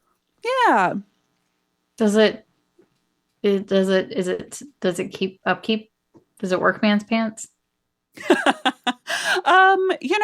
I think so because everything I've read is that it is very, very, very similar to cotton. Oh, cool. Okay. But I think it's made of. Oh, you said wood pulp. I think maybe lyocell is made of eucalyptus, something that grows really, really quickly. So it's much better for the environment as opposed to cotton. Oh. And the only tinsel that I have worked with was very, very lightweight. So I can't speak to its durability. Here's some pros and cons of Tencel that according to the internet. Pros include moisture absorption, breathability, Love durability, and softness. Cotton. Some cons to Tencel include higher price. It's expensive. It's unlikely to withstand high temperatures when laundering. You probably can't dry your Tencel stuff. You shouldn't be doing that with your cotton either. You shouldn't be doing it. You shouldn't really use the dryer almost ever. No. And the silky feel may not appeal to everyone. What? Okay. That sounds like a fake pro. Also. Right. That sounds like a That's a humble brag problem. Yeah, that's a humble brag. Yeah. Some people don't like how This soft fabric they- might be a little too silky for most people. So Some people don't like luxury. Not suitable for the plebes. That's my new tag for the clothes I'm gonna make. Yeah, Not suitable for the plebes. That's my new clothing line. Made of only Tencel. too cozy after taking off your burlap sack. You're gonna hate it. Go roll around in the dirt, pig. Why are we being so mean? Oink, It's the spring line. Yeah, the pants, right? Jeans. Pants. Thing. Jeans. Okay, I have some notes on what Levi's has been doing to improve the sustainability of their jeans. Great. Oh, cool. Other than the commercials that irritate me where young people come out and they're like, don't buy so many jeans. And then I like, was dancing. but check I out thought it all was the a new dance. cuts of jeans we just released. Yeah. So that is part of it, yes, unfortunately. So there is a foundation called the Ellen MacArthur Foundation. And one of their big projects right now is called Jean Redesign. And so they have solicited a bunch of manufacturing companies to join this innovation. It's like a think tank. They're like all of these companies come together. And they set out some guidelines. Like we want to make more sustainable. We're starting with jeans, but then ultimately we want to revamp the whole fashion industry. Okay. We're starting with jeans. So here are some guidelines that we want to achieve. And these are like the minimum standard of jeans that we want to come out of this while making improvements.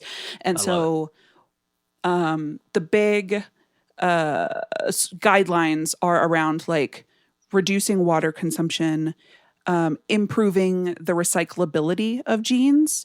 Like if you recycle your jeans, there's like zippers and rivets and buttons. And to get the like core part of fabric that could be recycled, we just cut all of that off and throw it away. And so because of all of this hardware, there's a lot of waste. Jeans are very, very hard to recycle. And there are a bunch of ways that these companies have come up with to improve these things. One of which, fucking get rid of the rivets. Sorry to the rivets. Oh no. What a twist. What a twist. Get rid of them. And I found it interesting. One of the things that they suggested doing instead is classic historical fashion construction and mentioned in the rivet patent, which is instead of a rivet, do an eyelet. And so in historical garment construction, for example, like on the back of a corset, that's a good way to imagine where there are a bunch of holes we're lacing together.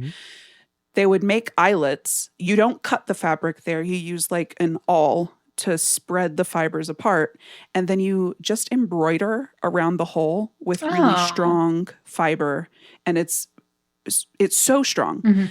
Eyelets in the jeans. That is what they are. Eyelets in the jeans. Yeah. Instead of doing rivets, do these eyelets. Or a couple other techniques that are, well known. And they also are really pushing, I think that this might be part of your irritation with the commercials. Like the bulk of waste that occurs with jeans is not so much in the production and sale of them. It's in the long-term care. And so it's the disposal of them, big one. Like that's no longer the style, so let me replace this. And it's also people don't know how to wash their clothes. They're washing their jeans too often, and they're doing it in hot water and then throwing it in the hot dryer when, like we said earlier, you shouldn't be using the dryer hardly at all. And you should be washing them on cold, and you should not be washing them after every wear. Like wash them if there's a stain or they smell weird. Like otherwise they're fine. That's my general rule with pants. That's my general rule with basically anything. Yeah. It's just shirts tend to get pit stainy, smelly faster. Yeah. Right. But that meets the qualification of smelling weird. Yeah. Of smelling weird. Yep. So go ahead and check that one off. Smelling weird. Did it. And then the hardest problem right now seems to be reducing non-natural fibers. So part of this initiative is that your jeans, to be in the improved category, is that they contain less than 2% of non-plant-based fibers. And I guess that's really hard to do because there isn't a great natural fiber that has stretch. Oh, yeah. And the current demand for jeans is that there be an amount of stretch to them. But this was really interesting. This is the Ellen MacArthur Foundation's Jean Redesign. I spent forever reading their report today. And Levi's is part of that. And they've done a lot of work with, I think that they are now at 0% like poisonous chemicals in their process. Nice. They did kill a bunch of people. Oh, bummer. in Mexico first. Recently? Don't love that. No, this was, I think it was in the 70s. I can't remember. I should have written down the date. Was it just to and then they were put like, jeans on those cars? No. Yeah, I don't know. We demand they were just washing to the denim lords. Yeah, no, they fixed that up, and they are trying to be like, by next year, they wanted to reduce their greenhouse gas emission by like 95% or something. And they've made a lot of changes, Levi's specifically. Cool. Not as many as some other companies, but better than a lot. So yeah, there are things changing. And yeah, kudos for changing. I think we'll zip into capitalism for a second, because I think the thing that's the thing that's always interesting / weird to me when I hear these things is it's like, well, yeah, but like you still have to make money every year, and you still have to profit, so you can make you can make things as less harmful as possible. But the real solution would just be to tell people like, hey, your pants could last you literally for forever. 100 years, like those Nevada jeans that fell in a mine. If you just don't wash them ever and don't worry about fashion. Like if everybody just bought straight leg jeans that fit them and didn't have to stretch because you could bend down and the legs had enough fabric give that you just moved over everything, like we wouldn't be buying more pants. It's kind of it's just a weird thing. I think it's interesting because it's like, yay, we're making the consumption that we need to stay in business slightly better so that we're not doing direct evil. The other thing that's wild is the revelation that, like, as with many things, as with many inventions that we're confronting this in our lives every day, the rivets, great idea in a limited run. Not great as a wide use thing, because it turns out nobody's making railroads anymore, so we shouldn't have riveted pants. At least not everybody, right? Like I'm sure that there are still places where that is appropriate and necessary, but like you don't need them for your going to school or like what. Yeah. I'm not putting that much stuff in my pockets yet. I'm not yanking on my pockets. Yeah, if I were, I would get some cargo pants. Yeah. I was going to say, are they wearing Levi's or are they wearing... I would expect them to wear a different kind of Carhartt. Oh, yeah. Oh, yeah. Like workers' pants. There are pants made for workers that aren't Levi's now. Yeah, like Carhartts and stuff, right? That are also they're more of a tan colored denim weave. They have them in a bunch of colors. Still twill, I think, though. Yeah. Still that same... I can go check the rivet situation on those. I've got a pair. Pants are fascinating. It's fascinating, isn't it? Isn't it weird? Yeah. It's weird that we have things like pants that exist that we have to buy, right? It's odd. Oh yeah, that we have to buy them? Yeah. Yeah. Well, because it's just like this, it's this thing that we take completely for granted as just a part of existence. And someone had to come up with the idea of pants at some point in the first place. And then people have been perfecting pants for hundreds of years. And they're still trying to figure out. Fucking them up for a little while. Yeah. And I think we're... Every couple of years, returning. it's fucked up.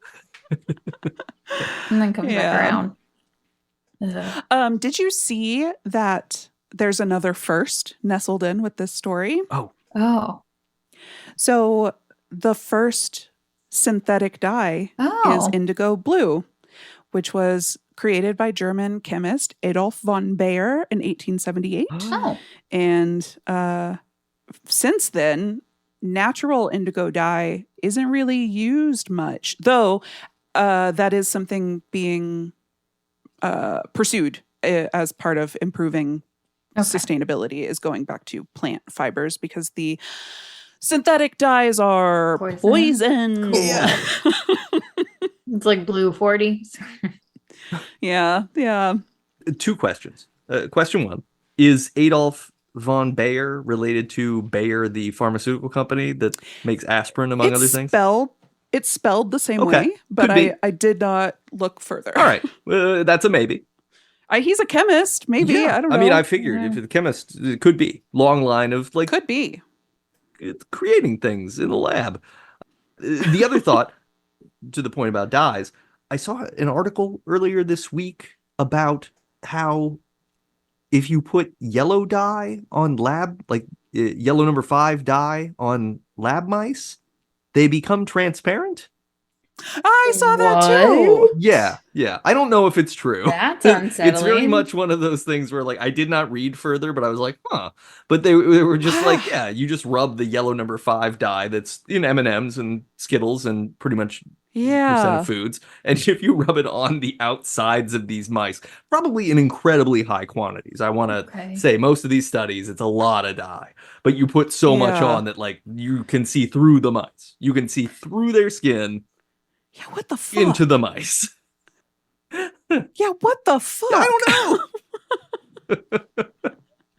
That must be gross as hell. That's like the opposite of those skin pants. Yeah. This is like But can you imagine you're like riding around in your friend's denim Volkswagen Beetle in the 70s and you get out of the car and like you just see through each other's legs because the indigo dye is chemical. What the fuck? Yeah. It's great. We do a lot of things and there's never any consequences, so it's fine. Okay, the good news is I tried to find a picture. I'm good. No pictures were available except for a fake glass mouse. Okay, good. So maybe that's all it is there's a fake glass mouse and someone has a clickbaity article title. It's cool. Hey, look, we're not. Oh, no. Never mind. It is gross. Never mind. Nah. Oh, no. Never mind. Oh, no. Mm-hmm. Science has gone too far. Too far. Or not far enough. Too far. Yeah. It's not too bad. Many of these say use food dye found in Doritos to make see-through mice. So specifically, don't eat nacho cheese Doritos unless you want or do. Yeah. Do you want to be an invisible person? Weird. It's so strange. I've looked up so many weird pictures today. Yeah. Shout out to my Google history search. I mean, if it's not like causing any issues, then that might be like super helpful for x-rays because we're radiating ourselves. That's fair, yeah. If it doesn't cause problems, you can do it for x-rays. We could also have like an invisible army of assassins. I think you would still see their insides, which would be much scarier. So we could do that. Yeah, yeah, it is intimidating. We just scare them. They skinned themselves. Now that's a person with guts. It's time for the MouthGarf Report. Hey. The MouthGarf Report.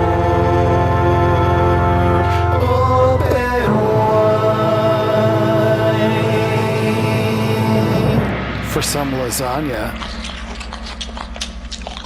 I hate Mondays. Let's see. I showed both of you in our text chat that there is a bit of Garfield art that my friend TJ painted, and I may be acquiring that very soon. This is the small circular portrait of the Garf that says Monday on the bottom, and he's kind of like, no. He's got a nah look in his eyes. I love it. So that's exciting.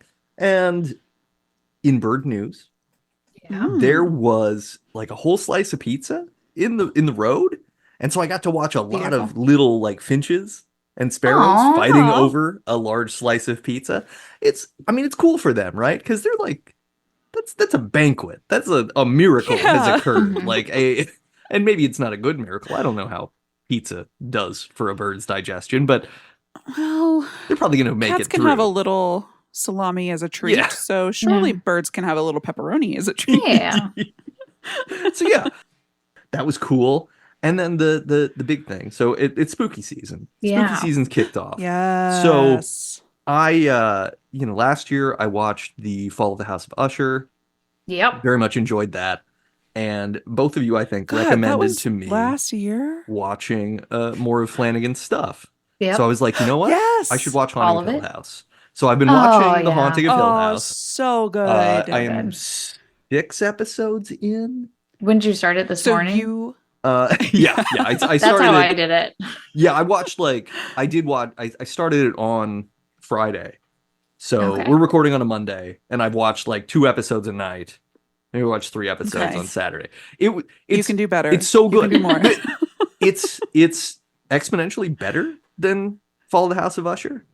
Like just for the fact that it has all of the things that I really love about good horror, but also hate, which is the like I feel so bad for these people. Mm-hmm. I feel so bad for this little girl and all of these people having this legacy of being haunted in various different ways.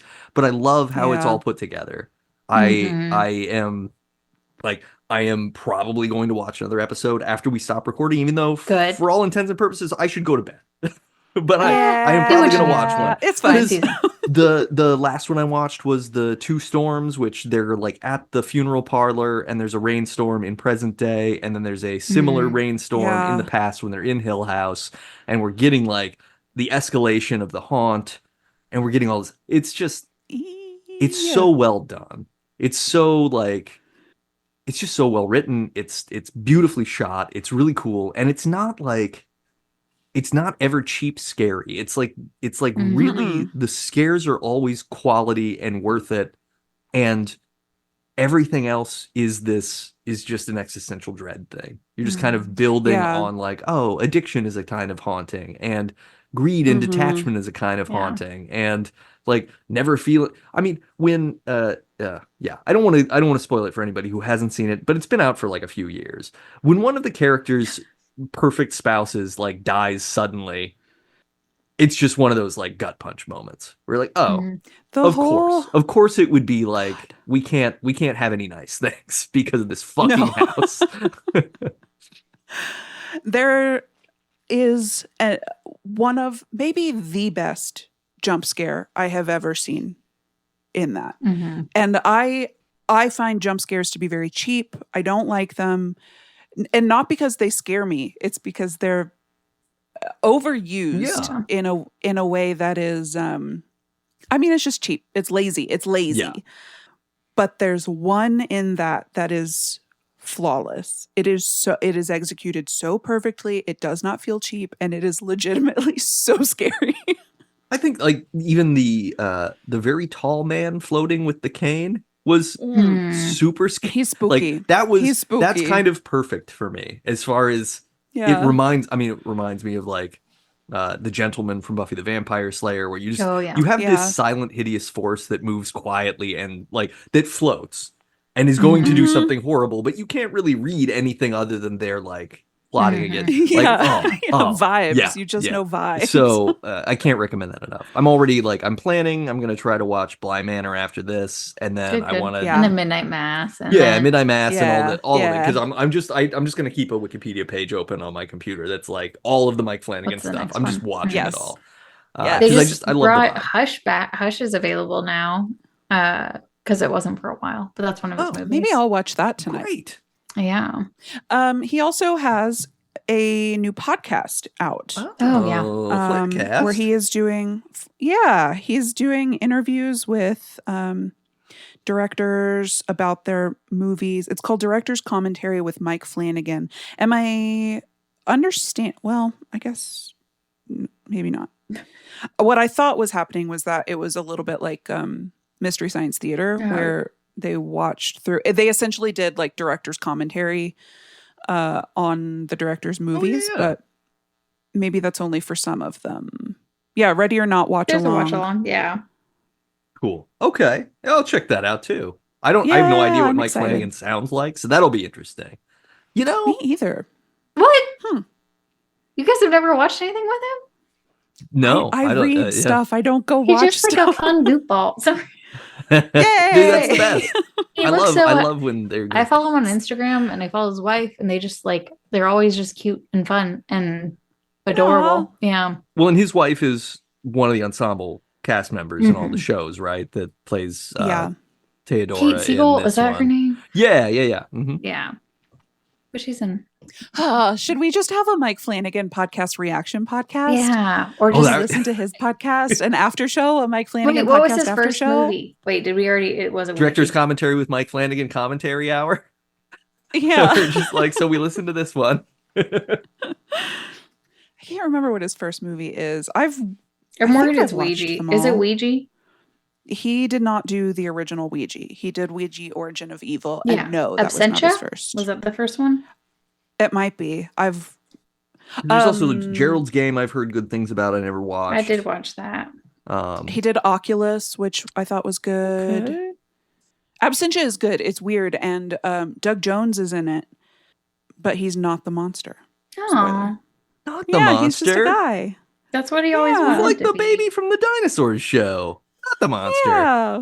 Only it's Doug Jones. Oh yeah, and Dr. Sleep his too. long Ooh, that makes me fingers. want to Yeah. watch Dr. Sleep more. Okay. He did like the Chuck that's about to come out. Oh, I've heard good things. Yeah. Sweet. Yeah, you got so much you get to watch. I wish that I could be in your position where I haven't watched all these and I get to watch them all for the first time. Whenever I watched it, I started the first episode, did not leave the couch until I finished it. Yeah. Oh yeah. It's No, so good. Hill House is like these jeans. It is riveting. Mhm. Like, Yes. because there's so many shows where like I kind of bounce off of them. You'll be like, oh, this Mhm. is interesting. This isn't quite working, whatever, and then you dip out and you come back Mhm. later. This, like, I'm fully hooked. I'm just Yeah. fully like, give me. So Yeah. that's great. So if you haven't seen that, that's a MouthGarf Report recommendation for spoopy season. Cosign. Mm-hmm. Oh, I'm trying to think of what my. Yo, I only had bird news and insect news. Ooh, cool. First, bird news. I saw 2 Mississippi kites, which I did not expect to see. It Wow. is, you know what they do, migrate season. Season where all the birds are migrating. But yeah, I saw 2 Mississippi kites today, and it was pretty impressive. Their little faces are weird. Yeah. Yeah, they're cool. Kites are kind of falcony looking. They're raptors. Yeah. Last time we talked about a hawk that ate a squirrel, right? We talked about that. We did. Yeah. Mhm. Yeah. Oh, and I felt so bad. And the next day, did we talk about this? The mom brought the other little baby squirrel to a different tree, and we watched it carry the little baby squirrel. And so then we put a bunch of bird feed around it so they could go eat that because it's like mostly nuts. We went out the next morning and all of it was gone. So hopefully, I just wanted to like give it a day to be like, I'm so sorry for your loss. You enjoy these. Hopefully, you don't have to burn a lot of energy and you can just take some time. Circle of life. I understand. I have a hard time with it. But there are spider egg sacs on my window, which I don't love. Yeah. And I don't want to touch them, but I don't want them to hatch. So I have weird feelings right now. The other thing. Can you spray them with vinegar? I have this like essential oil spray thing. It's like heavy mint, but I sprayed it around my window and I've done it multiple times to like keep them away. It's also supposed to kill them. It does not work. I've sprayed it directly on a spider and it just did nothing. I do have the spider's just like, my breath is so fresh. It's just like, what the fuck are you doing? I'm like, I don't know. But I did have to get something out of a box in my garage. And I have this black widow that I let be. I just leave her alone. She's in an old litter box and it has like a bunch of stuff in it, but it's just covered in a web. And I usually can see her. So I picked it up and I put her down. And then I had to get it. And then I put her back up. And then I was just like, I see her every time I go out. And I'm like, hey, don't kill me. Bye. You have a pet spider. Yeah. So I'm just going to be really nice to her. Hopefully she doesn't have babies. Hopefully that's not her egg sac. Oh my God. Because I would really like not to have any more of them, which letting it continue to live is probably allowing it. But like, I also watched these, this one guy on YouTube who purposely gets bitten by a spider to talk about like the reactions you have. He got bit by a black widow. It does not seem like an enjoyable experience, but he survived. So I'm just like keeping that in mind that like it's incredibly painful, but you survive. Do you have like an anti-venom kit at home? So I don't know if you can do much with the black widow bite except for painkillers. Oh, you can't like suck it if you get it fast enough? Oh, I don't know. I don't either. Yeah, I don't know. Yeah. But I'm writing it down as a Christmas idea. That's a good idea. I'm gonna need it. So yeah, we have a lot of spiders, but I have started to get to the point less so where I'm like, kill it. And now I'm just like, you do your thing, I'll do my thing. We'll just live in harmony. And please don't bite me. And I will do my best to check my shoes every time I put them on. So I'm trying to live in harmony with the spiders and not against them any longer. I think that's a very mature way to go. Yeah. And you mean die? I hope that they, well, I hope that everyone's able to respect those boundaries. That's really the main thing. Yeah. Right? I don't know if they understand that I am being kind by not immediately killing them when I see them. But if I look a spider in the eye multiple times, I hope it knows that I know you're there. I'm not touching you. I'm letting you be. Yeah. This is an accord. Yeah, this we, is a piece we're of okay. we have a detente. If somebody comes in and tries to like murder me, you go bite them. Yeah. I'm hoping to create a spider army. Yeah, guard spiders. Hell yeah. That's the way to go. Maybe we do We're want these getting egg somewhere. sacs. Oh god, maybe I should Yeah. leave the egg sac. Yeah.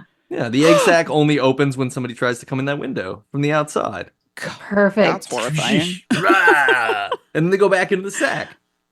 Aw. Do you think that they would imprint on you? Man, Could I you hope be they their are. mother?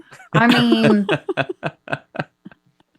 that's the best case scenario, right? That's perfect. I think so, yeah. You got to find out what those egg sac ones are, though, because if they're like wolf spiders that eat black widows, then you've got a whole thing. Oh no! Then Oh, you're dealing do in a they eat black territory problem. widows? I think we do so. have wolf spiders in here, or they're brown recluse. I sometimes can't tell the difference. Well, I think one of them is vibration spiders because they have knees. And I was like, are you? And vibration spiders are weird because then they'll clump up together and then they'll start shaking. Ugh. What do they Gross. shake for? Do you know? They're just throwing that ass. Yeah. I was trying to think of a At the milkshake club. brings all the boys to the yard thing, and I couldn't. I was like, wrong shake. Wrong shake. They're bringing the other spiders to the yard. I don't know. Ooh, just quick note. Do not try to suck the venom out. Okay. Sorry, I pulled up treatments. Says that's very dangerous. It is, this is an interesting word. It is likely to envenom the person trying to do it. But I was imagining a tool. So, Okay. I unclear. mean, someone who does it Okay. wrong is a tool, though, right? That's true. Yeah. Envenom. So what I just them. like, you're talking about like just like a little suction, just Yeah. Yeah, you I was remember imagining those, like the anti-venom capsule things that it's kind of like a rubber thimble thing that you're supposed to seal around the thing, and then you squeeze it, and then it creates a vacuum. Yeah. I think that's the thing, isn't it? That's what I was imagining. It's like a snake bite kit, though, usually, not necessarily a spider bite kit, but there's I probably know, one. I just thought, like, does that They do the exist? same, right? Lateral They're both- It's a thinking. spider, but a snake with more legs. spider bite pictures. That's a No, great thank question. you. Yeah, it just I'm says no first aid biologist, kit. but what's the difference, really? Ugh. Yeah, please be careful, though. I mean, I think this is all cool, and I'm 100. I support because like I will move spiders more often than not. I've been moving bugs Yeah. a lot lately. I don't have an issue with it, but yeah. There was a thing recently that said if you put that spider outside, it is dead. And I was like, man, I'm not putting it I saw outside to that too. die. Mhm. But at least you didn't technically kill it. No, this is Yeah, I don't feel good about it anymore. Yeah, that's a very like I didn't do it. It's the elements that killed Yeah. them. right. He died of exposure. Yeah. I'm But- really missing the orb. Yeah, you weaver that we exposed used to- him. Yeah. But I mean, honestly, like, doesn't every great artist need some exposure? And those webs look great. Okay. Gotta get out in the world. Some pig.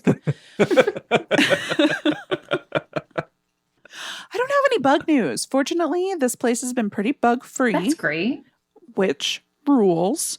My big news is neither Garf nor Mouth Nor nor bug. Bird. Oh. But I finally sold my stupid house. Ooh, it's gone. Yay! It's gone. I mean, it's still there. But it's It's not just yours. not in my name. Yeah. And the it's best news. the cursed room now belongs to someone else. Truly, it does. Godspeed to them. Please enjoy these vibes. They have been bad. Yeah. I did invite the ghost cat to come with me, though. Oh, I was cute. like, you're allowed to come. Bad vibes. That's Stay a no here. from you. Mhm. Nobody except the ghost cat is invited to come. And But you're welcome to come live with me and Mouse. any evidence? No evidence yet. Okay. No occurrences yet. So maybe they chose to stay with the house. Can't blame them. They've probably been there a long time. Yeah. Yeah. There's probably like ghost mice to eat and stuff. Or at least transparent Ew. mice. Oh God. Gross. Congratulations. I'm glad that you're free. Thank that you're you. financially liberated from a thing. Feels so good. Feels so good. So now you can just start getting in the real estate game, flipping more houses, right? Gross. Absolutely not. Under no circumstances. Call those property bros. Ugh. Hated it. Not for me. Gave it a shot. Immediately regretted it. Do you think you're ever gonna own another home? I don't Think think you're so. gonna be a renter? Yeah, forever. Cool. I think. Yeah. That house was also what, like 100 years old, 100 and something years old. I was told that all of the official documents say 1911 is the construction date. But in selling, I found a deed that went back to 1830, which could just be the land, sure. Right? But yeah, that's crazy. bonkers. So I think it's probably older than 1911. I could go through all that. I'm not going Do you think that cat's from 1830? Dude, it could be. Do you think the cat might have worn the first jeans? Probably. I absolutely think that. Yes. Yeah. Did the cat wear them on just the back legs, or did it wear low rise across the forelegs? Across the whole. The great animal in pants debate. Did they go on the back as if the front legs or arms? So it's low rise on the front and then full butt on the back. Okay, so we're rising up. It's kind of like a high-heeled shoe, like a kitten heel jeans. That's so he's wearing a romper. He's wearing a jumpsuit, like an open back jumpsuit. That's what we're imagining. I like that. I think that's nice. Yeah. And that was the MouthGarf Report? Yay. Yeah. Yay. Oh, my friends, do you want to play a game? My friends. Yeah. Sure do. My buddies. It's that time again. Yay. Time for everybody to take their medicine and go into the I see what you did there closet. God. What are we doing?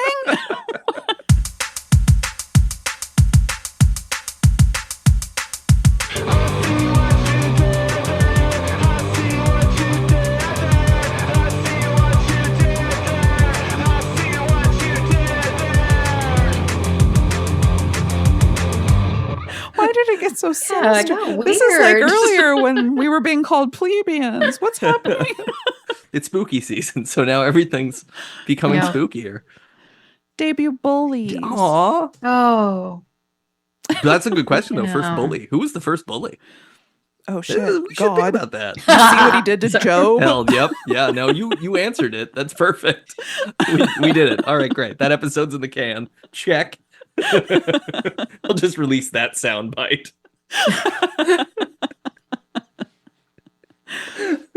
For this, I see what you did there. It's all gonna be jeans related stuff. Okay. So get excited and remember, we put a pin in a very specific kind of jeans earlier. Jinko. We did. Okay. I got 5 amazing jean questions for you. Number 1. I'm ready.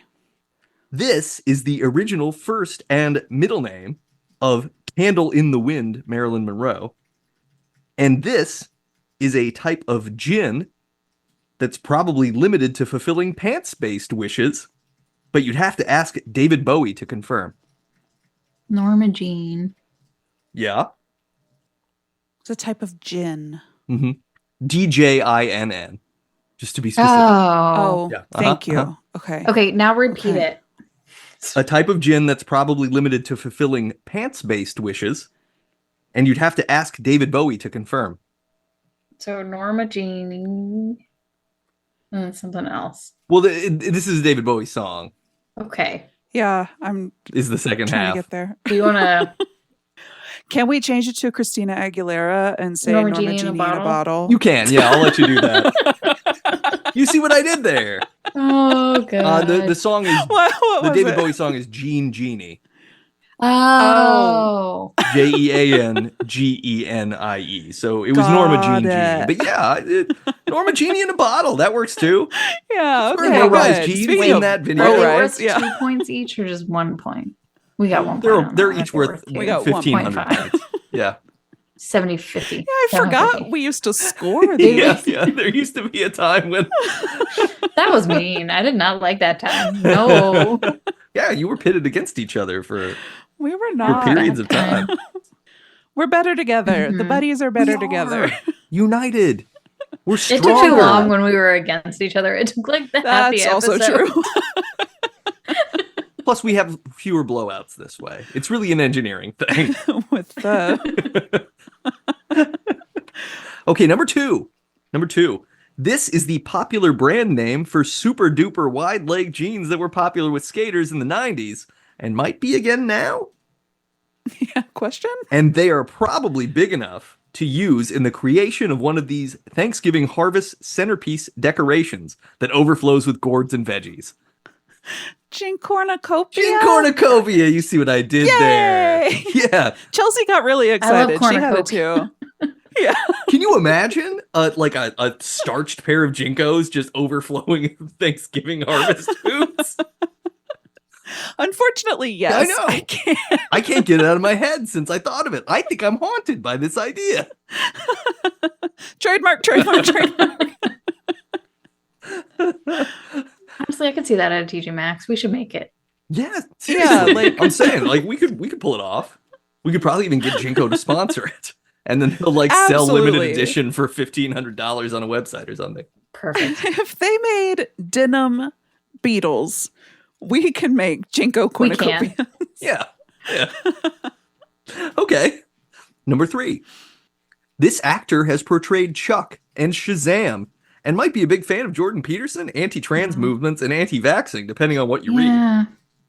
And this is the name of a book by Thomas Hobbes, the philosopher, or a sea serpent demon noted in theology and mythology. Zachary Levi. Zachary Levi, yep. And can you repeat the second part again?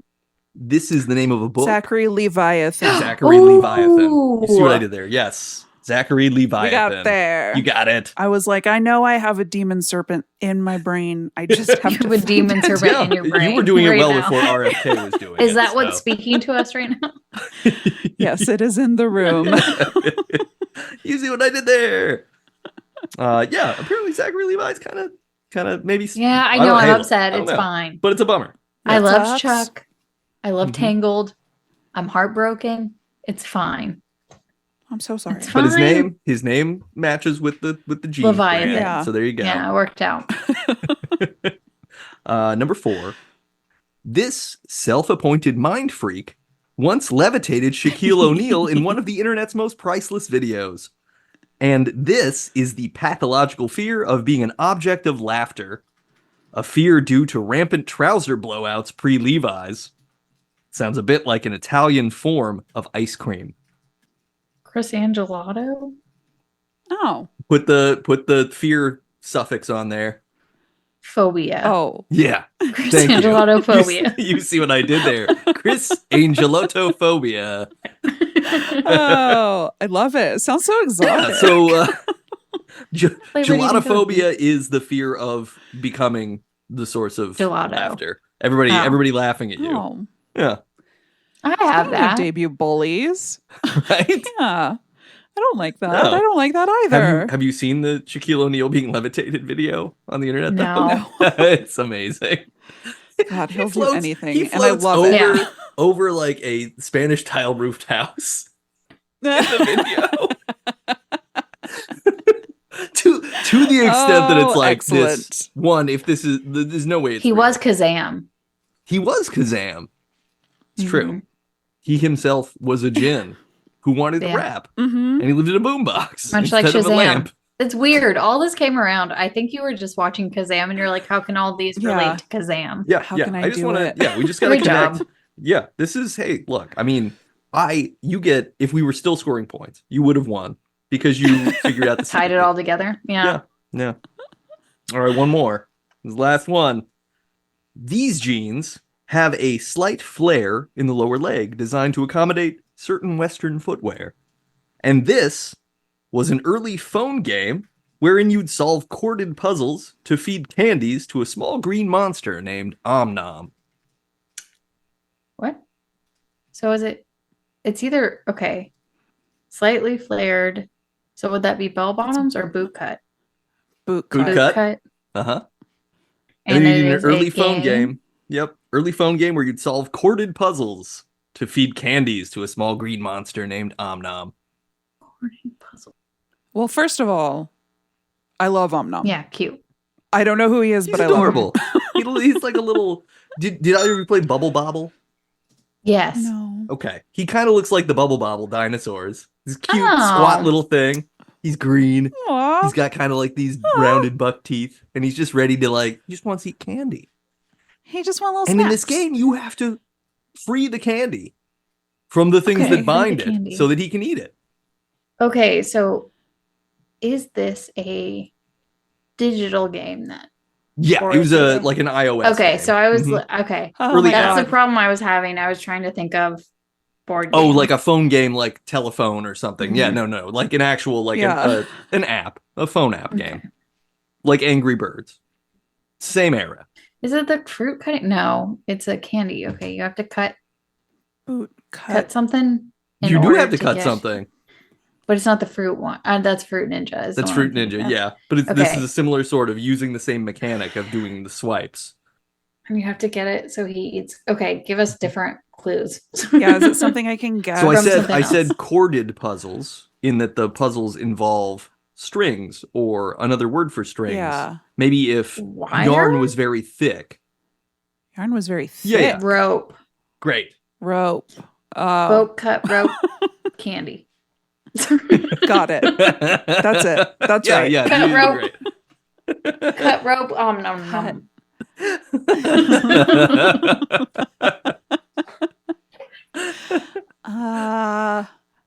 It's literally just the act, the chopping act, and then the thing you're cutting. What are you cutting?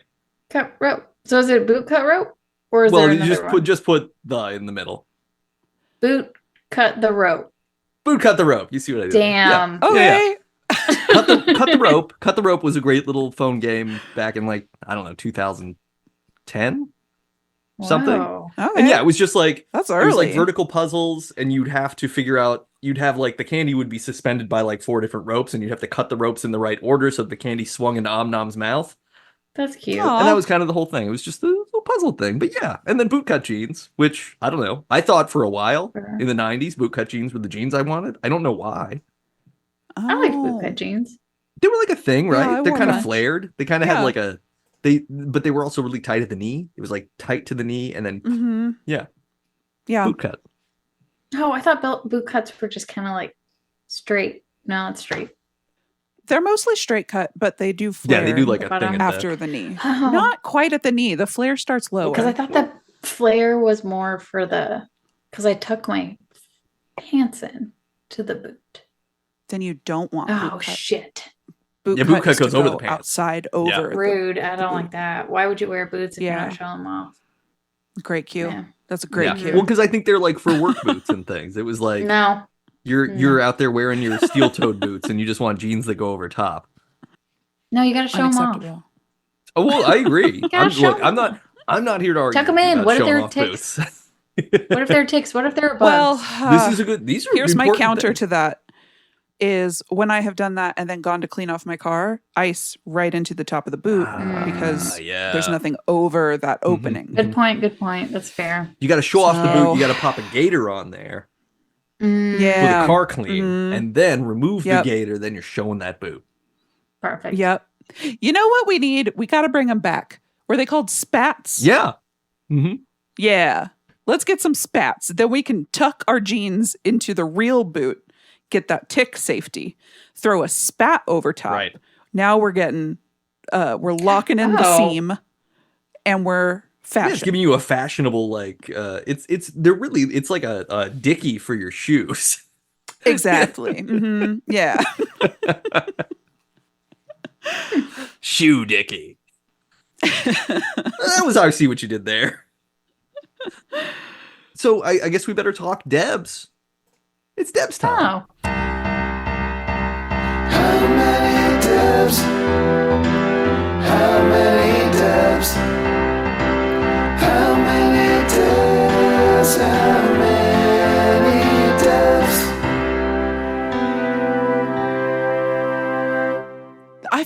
a complicated one. It is kind of complicated, isn't it? I'm going to go 4. Okay. Because it was interesting to learn about the rivets and just stuff in general about jeans. But I really liked hearing about what they're doing environmentally, trying to fix things. Yeah. But -1 because we just full circled and don't want to have the rivets anymore. I know. It's so funny. Yeah. You know what? We were doing it. We were making them better in the early 1900s. We've made a mistake. Yeah, it does. It comes back to the thing that like ideas that were practical at a certain point aren't really practical when they're on a wide scale. Because like those rivets are put in to solve a problem for like literal like individual thousands of workers, right? Yeah. Like you're not dealing with 30 billion people buying jeans, right? Or 30 billion pairs of jeans, because I'm sure there's got to be something like that or more in existence. Oh God, yeah, so many. Yeah. Sorry, I just remembered a fun fact from, or at least I think it's fun, from the tests they're doing so while they are changing the way that jeans are being made, reducing non-natural fibers, and incorporating more recycled fibers. And part of the trouble with recycled fibers is that they aren't always as sturdy. And so part of the tests for longevity is longevity. Like how many washes can these sustain and still pass all of the other tests? And they only had to survive 30 washes. That seems low. Yeah. That's so low. Yeah, it's very few washes. Especially people are washing irresponsibly. If they're washing like every 2 weeks. Every day, like they're gone in a year. That's it. Like, what are you doing? What are you doing? So that's just a fun fact. It's also interesting because, like, how many test pairs did they go through? Yeah. So you're doing all that test washing. You're using all that water. You're creating all that waste that way too. It's a whole thing. Yep. Look, maybe the scale at which we live isn't a great idea. Long term. We really got to get back to high quality, like many fewer pieces. I would love to go much higher quality. I would love, I think, to go back to a point of just like having an actual like tailor and being like, cool, I have 4 outfits. Yeah. 4 outfits of pieces, and they're all great and they all fit me perfectly, and they're all going to last me for like 25 years. And then exactly. and it's gonna be like, I'm going to be buried in one of these things. Well, I won't be buried, I'll be burned alive, but still. But those jeans can be That's buried. right. Bury the jeans. Put them in a well. They are biodegradable. Because I want my chosen. Lord, I said no bug news, and now there is a giant spider. So whoa, we giant manifested spider it. has entered the chat. We got a fan. Spider, if you want to subscribe to the Patreon. Go ahead. No, please. I was going to say, I will give it a 4 also. And mostly because it's like, this is one of the most like straight up, just not too many surprises, things that we've talked about. Yeah. Which is cool in its own way. Like, it was very interesting, and it's very sweet because it is an immigrant story. It's about 2 people who come from another place and innovate something important in this country at a time when we need it. And it's almost as if maybe a bunch of people should stop being so negative about people who immigrate here, because they often come up with unique and interesting ideas that no one else has, because they're all too busy complaining about new people. That said, like, it's almost like all people have full and complete agency, and they have like internal lives, and I know. And, they have like a robust, like, they're not all cardboard cutouts just waiting for you to react to them. Weird. Yeah, it's odd. It's odd to come to that revelation for the millionth time. But yeah, I mean, it's like, okay, cool. This is jeans history was as simple as putting little copper rivets onto it. And then that fundamentally created an industry that then blew up into a fashion trend that now we're still existing in a time of like, jeans are just a thing that you have to have, right? They're like a fashion staple. Mm-hmm. But I will say the abomination that was those car interiors, though. I'm glad I'm glad that happened, but I'm also glad those it's are over. a zero. Yeah, Mm-hmm. yeah. Yeah, I also am going to go for, and I think something that's really interesting that we didn't really talk about was how when people started wearing these in the 50s as fashion rather than workwear, that was revolutionary. Oh. Like that was a subculture. And now it's so interesting. Like subculture becomes mainstream on a long enough timeline. So that's really interesting. And I am optimistic that we'll see more innovation in jean construction. I don't think there's going to be any one thing that like blows everything out of the water like the rivets did. But I think that we're going to see some really interesting problem solving as people try to improve the process of manufacturing and caring for garments. Cool. Yeah, I do like the idea of seeing what the future for clothing holds. Because if everybody is serious about sustainability and things, and we can kind of push past your Sheins and Temus and things and get to a place of like, hey, maybe you don't need a $5 shirt that's just of the style and will actually fall apart if you wash it. And instead want just standard stuff. I mean, it's the capitalism around fashion is so weird. It's so like the industry concept of it. And yeah, hopefully we move forward. Hopefully we get to a cool spot where it's like, yeah, everybody's got like their perfect jeans that fit them and they never have to take them off or wash them or ever do anything else. They just live in them. Just live in your jeans. And there are even some companies who do like take back. Like if your size changes over the next year, you can send your jeans back in. We'll send you a replacement pair in the new size. We donate the ones you sent in. Or even Levi's has a secondhand website. So you can send in your jeans that you don't like anymore and they'll resell them. They also have on-site tailoring that seems to be, maybe tailoring isn't the right word, repairing, but it seems to be DIY. Like the advertisements for it were like, come in and express your creativity. So I guess they have like the supplies and you can fuck around and find out. I'm not really sure. Fun. Yeah, that's neat. I do think there was something cool about that. There was an era where it seemed like people were patching their jeans and doing it creatively with different kind of materials and stuff. And I kind of wish that sort of vibe could come back. Yeah. Where we just stop focusing on it has to look like this the whole time that you have it. And the moment it stops looking like that, it's trash. And instead go, no, these are like, this is a utility material and you wear it and then you add stuff and your personality gets incorporated if you decide to put this patch on or whatever. Yeah, it can be super fun. One of the visible mending trends was sashiko, which is it's very beautiful. It's essentially embroidery, but it's very regular and geometric. And some of it is really simple and some of it is really complex. And there are like standard motifs. It's sort of like quilting. Like there are different, like, oh, this is a log cabin quilt or this is a tree of life quilt. Like there are recognizable patterns. And obviously you can do whatever you like, your clothes. But that's really interesting too, because there's so much like history there. Like this is a traditional Japanese technique. And it's like, cool. I don't know, man, mend your clothes. That's a whole other art right there.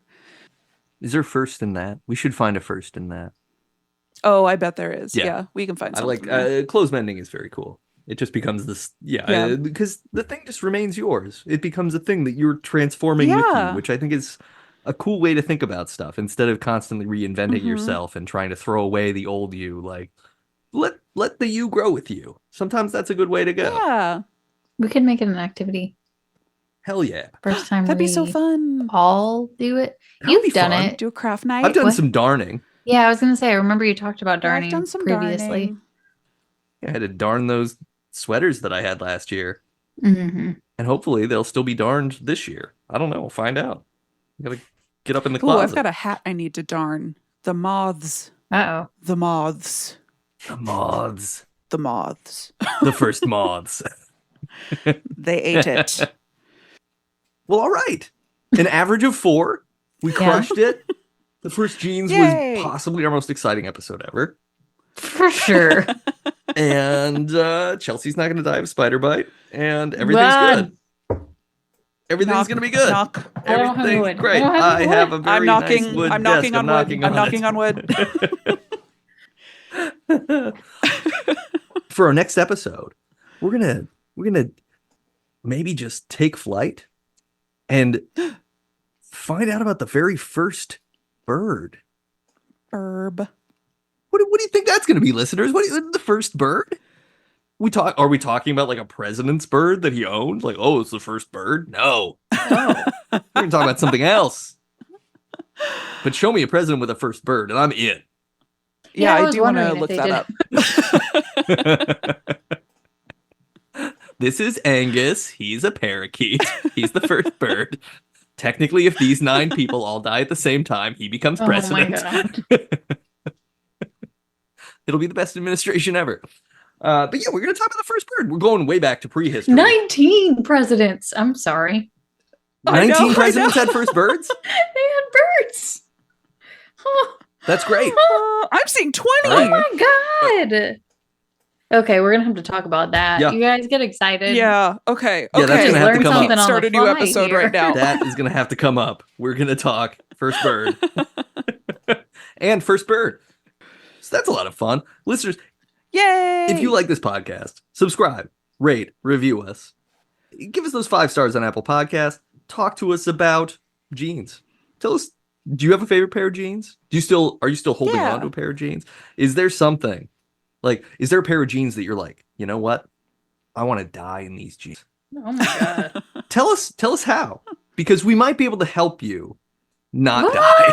Okay. Okay. Hold on. Not die. I said not die. Okay.